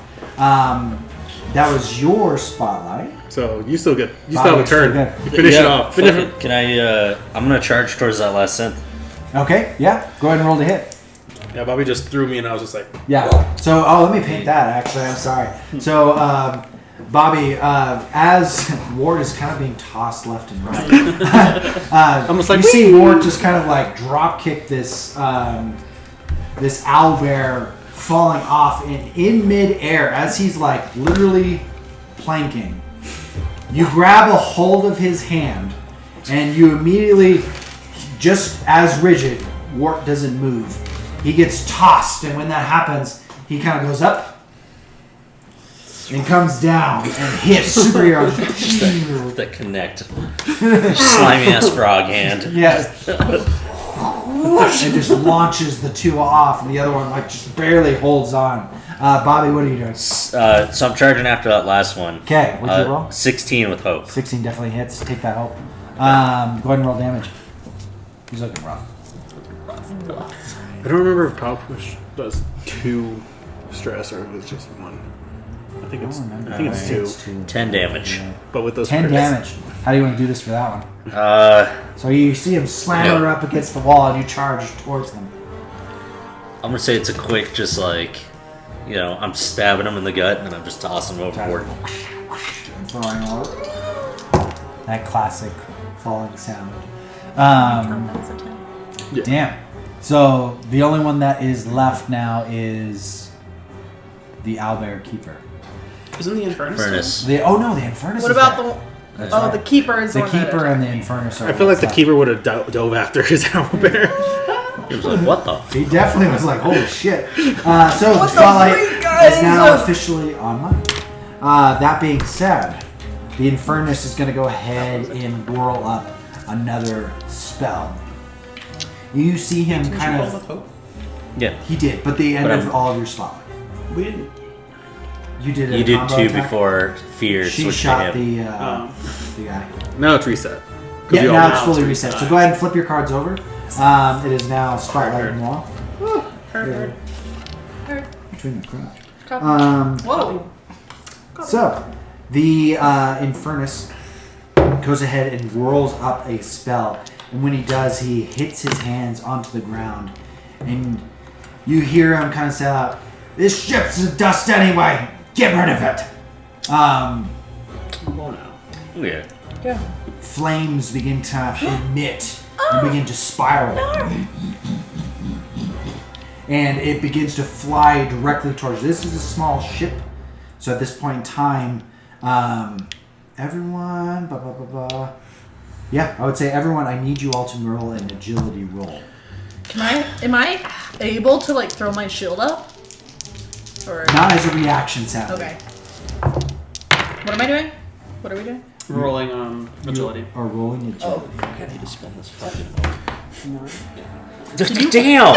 Are you serious? I was like, is that a 6 or a 9? I'm like, it's a 9! Can I use? It's a trait. It happened in the other campaign too. Jeez. It's just a thing that ribbits have. I don't understand it. All of us on the ship, like, Keep these. yeah, alright. Yeah. Wart kind of slaps. So, Sleeper. Bobby, He's what'd you using get? his tongue to push up and stuff. 11 with hope. 11 with hope. Okay, full Oh damage. wait, I can roll both.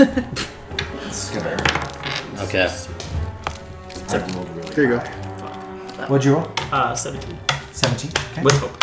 Half damage. I'll give the total amount and just know that you'll do half. Meredith. 22 with hope. 22 with hope. It'll be half. Then you succeeded. Crit! That being said, you don't gain hope or stress or fear. I don't gain fear Yeah. or anything like that for this. A total of 39 damage. Cut in half. So Whatever that is. 20. No. 20. It's like It's 19. We'll say 19. 19 damage. That's still severe damage. Yeah. Use a shield to go ahead and reduce it. Remember, the combat is a little bit more intense. You definitely are going to feel it in every moment. That being said, so the other pirate did get shot by Meredith. He's going to go ahead and charge over and see if he slashes her. Fuck off. Does anyone have a healing potion? Yeah. 12 to hit. Or do you not have healing potions? Huh? Causing 17 damage.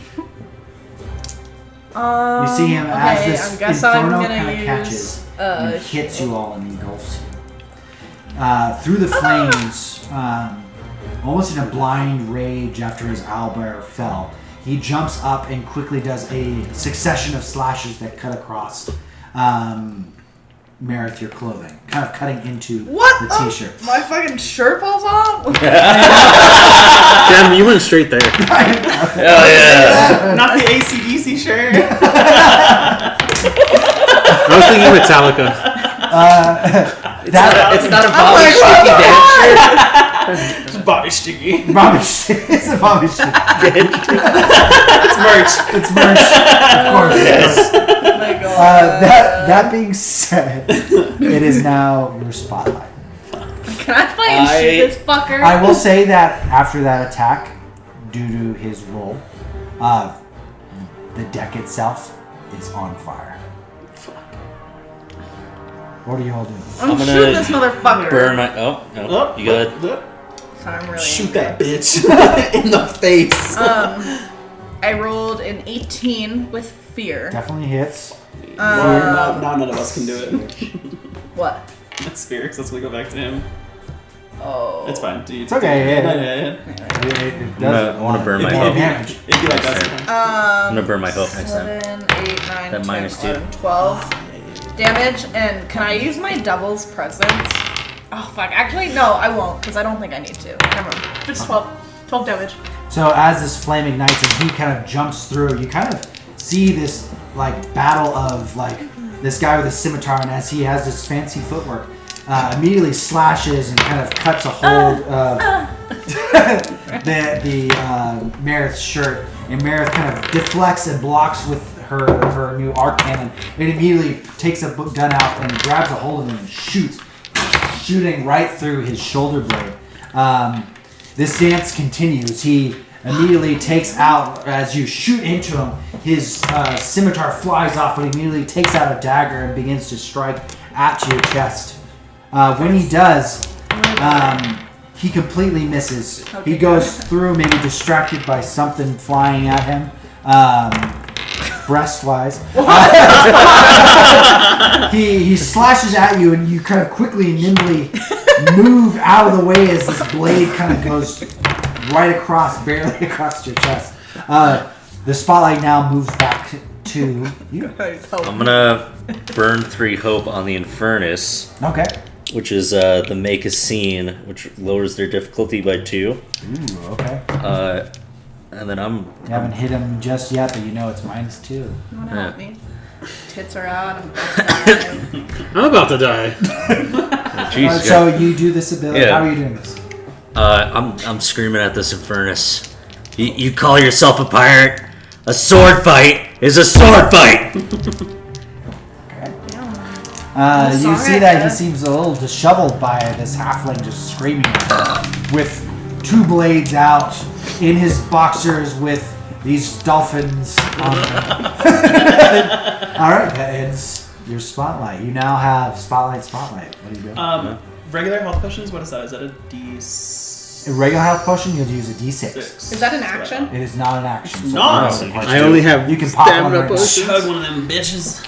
Can What happens if you lose all your HP? You'll have a few different options. since I it's kinda wanna not see an what action, happens. am I able to like pop a health potion and throw into Wart? I would say if Wart would need to use his spotlight to be able to take, because you can use your own. Yeah. I would say, but if you wanted to give one to him, Wart could just take it. Because I don't plan on being on the front lines. I plan on being in the Do you back. need one? Yes, I do. You want to use your spotlight on that? Yeah, I think it'd be Alright. smart. Go ahead and Unless this is a crit. I'm scared now. But I kind of want to see what happens. Because like, I'm like, I could attack. how can I help you push him? But like, this dude's Just counting on all your crits. currently on the attacking. I got 3 crits. I don't think that makes sense. I got 3 crits in a row. Okay, so go ahead. You guys are popping your potions. Hold on 1 second. Yeah. No, I don't feel like that makes sense for me because he's like actively fucking. Yeah, go on. And I'm like, I just don't like. I wouldn't be like, hang on, you know. Stand by. You ever seen Jack Sparrow?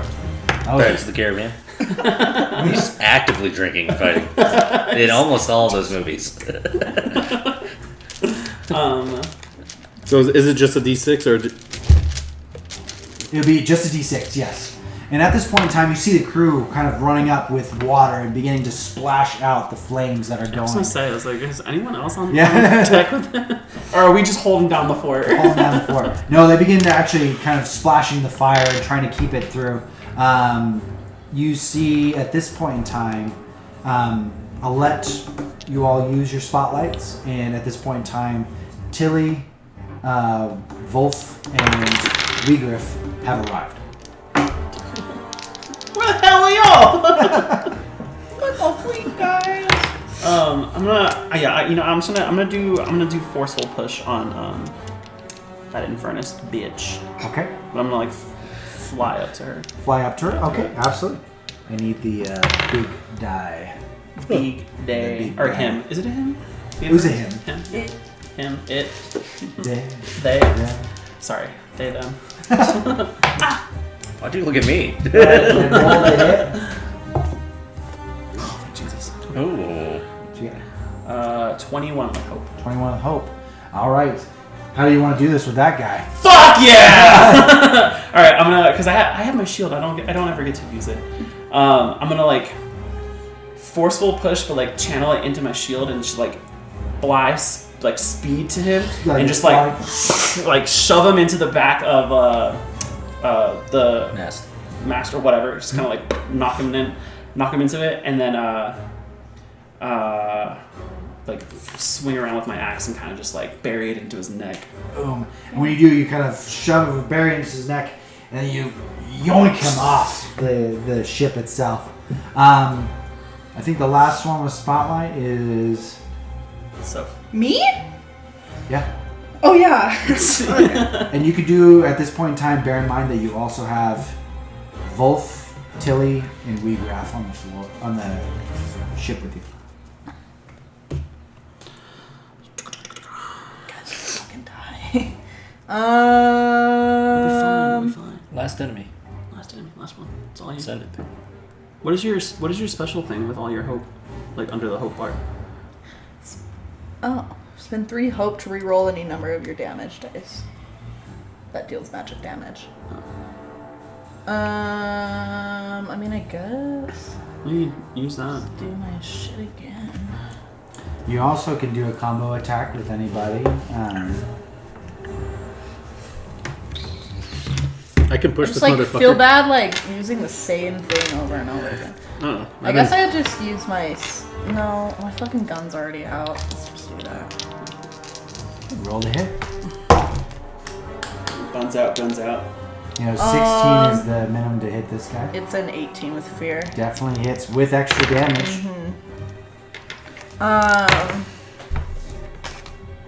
So as this interlocked battle is happening, dagger is out and he slashes, completely misses Meredith, and she immediately takes out her gun and once again shoots right into the gut.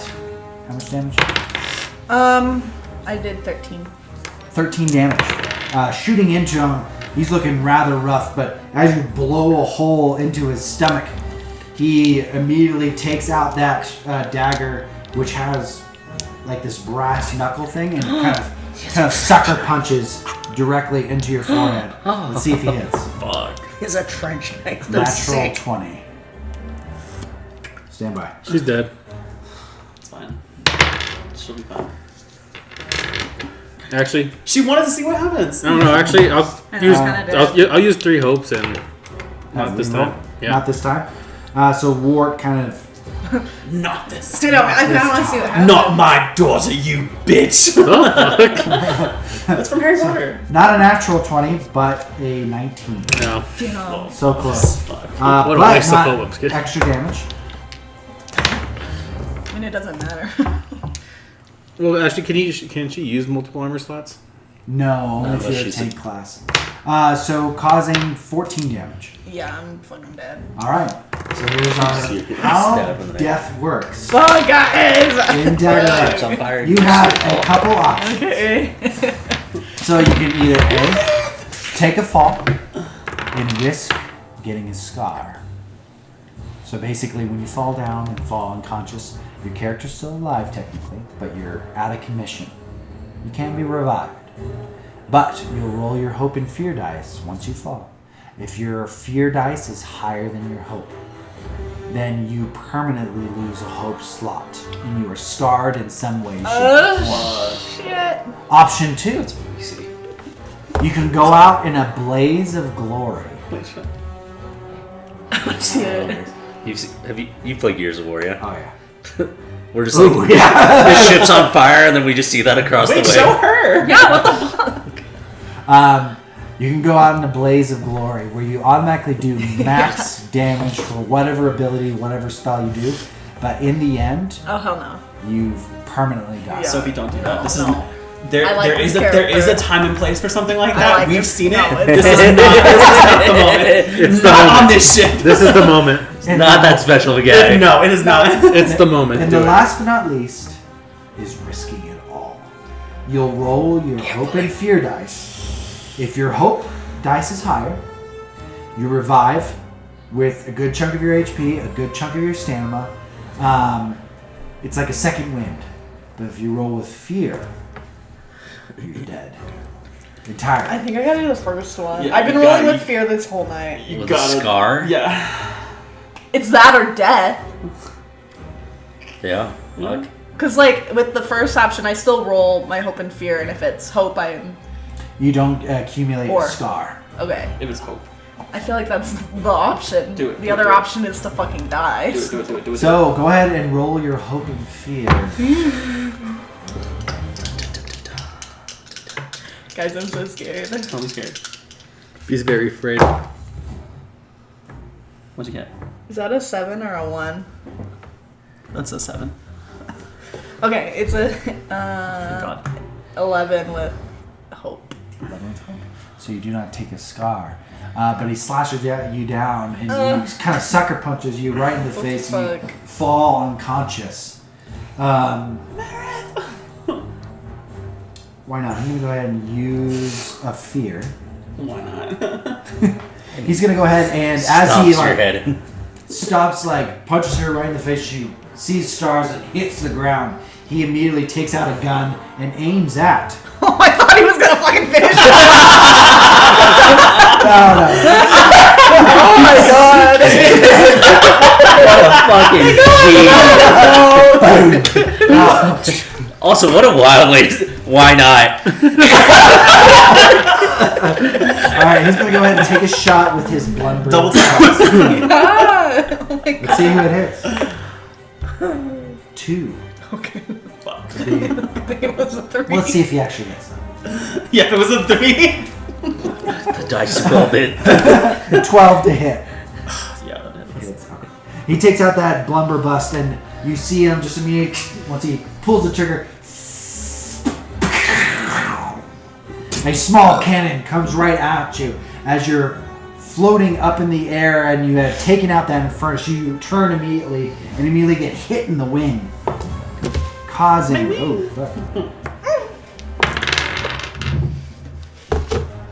17 damage. God damn. So, just for clarity, how do reactions work in this? There are no reactions in this game. Okay. Unless there's some abilities like I see it coming or something like that that allow. But not unless it says. Yeah. Yeah, unless basically whatever the card dictates. Motherfucker, you have so much health. You're fine. Well, yeah, I took a health potion. Duh. I'm not stupid.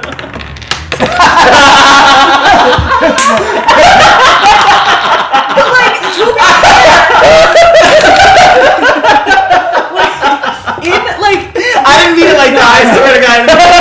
in my like it No, would that's- make that's any it. sense That is for absolutely- me it to makes sense. drink Yeah, a yeah. potion and be like, hang on. She's getting into roleplay. You know? Yeah, It- see, for that's my good. character, it did not make sense for me, like tits deep in this fight. to just be Literally, like, like tits deep. I don't even think she knew her tits were out. Yeah, where the hell is she holding this health potion? oh yeah, yeah, it's just there tucked you into her panties. It's like a little belt. It's all he grabs. It's a fucking gummy on that. Go. Oh god, what was the damage? I'm sorry. It was You said I think 17. 17. Yeah. You can use it at armor slot. Yeah. Well, you know what? No, I took that potion, so it's fine. It is now your guys' spot. Shoulder it. You notice as Meredith just falls to the ground, a big giant thud happen.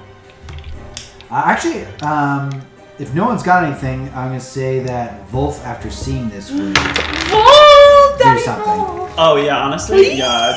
Let him do it. Fucking dominate. Vulf noticing this, and as Athena gets shot in the wing, and then she kind of propels back down to the boat safely, he charges forward and goes to...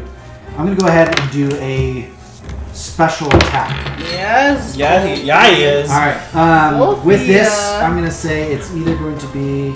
Never mind. It is going to be Bobby, since Bobby's the only one at the table. Yeah, like let him get fucked, you know? Oh. Wait, so like, am I like fucking passed out? You're passed Okay, out at this that's point in time. You see Vulf like immediately see Meredith fall to the ground.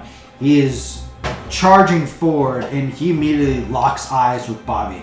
Bobby, let's go ahead and roll to hit. We know that we need at least 16. Tits out. Tits out on the ground. I got 16. 21 with fear. Stand by, sorry. I did the wrong dice. Oops. We'll use yours. 21 with fear. Yep. Okay, let's roll damage. All right. How are we doing this? I want to say, like, you know, he's coming from, like, the main cabin. I'm on the side of the ship. We just, like, run towards him. And we're going just back and forth. Ooh, just fist, left, right, Yep. left, right. Okay, let's roll damage.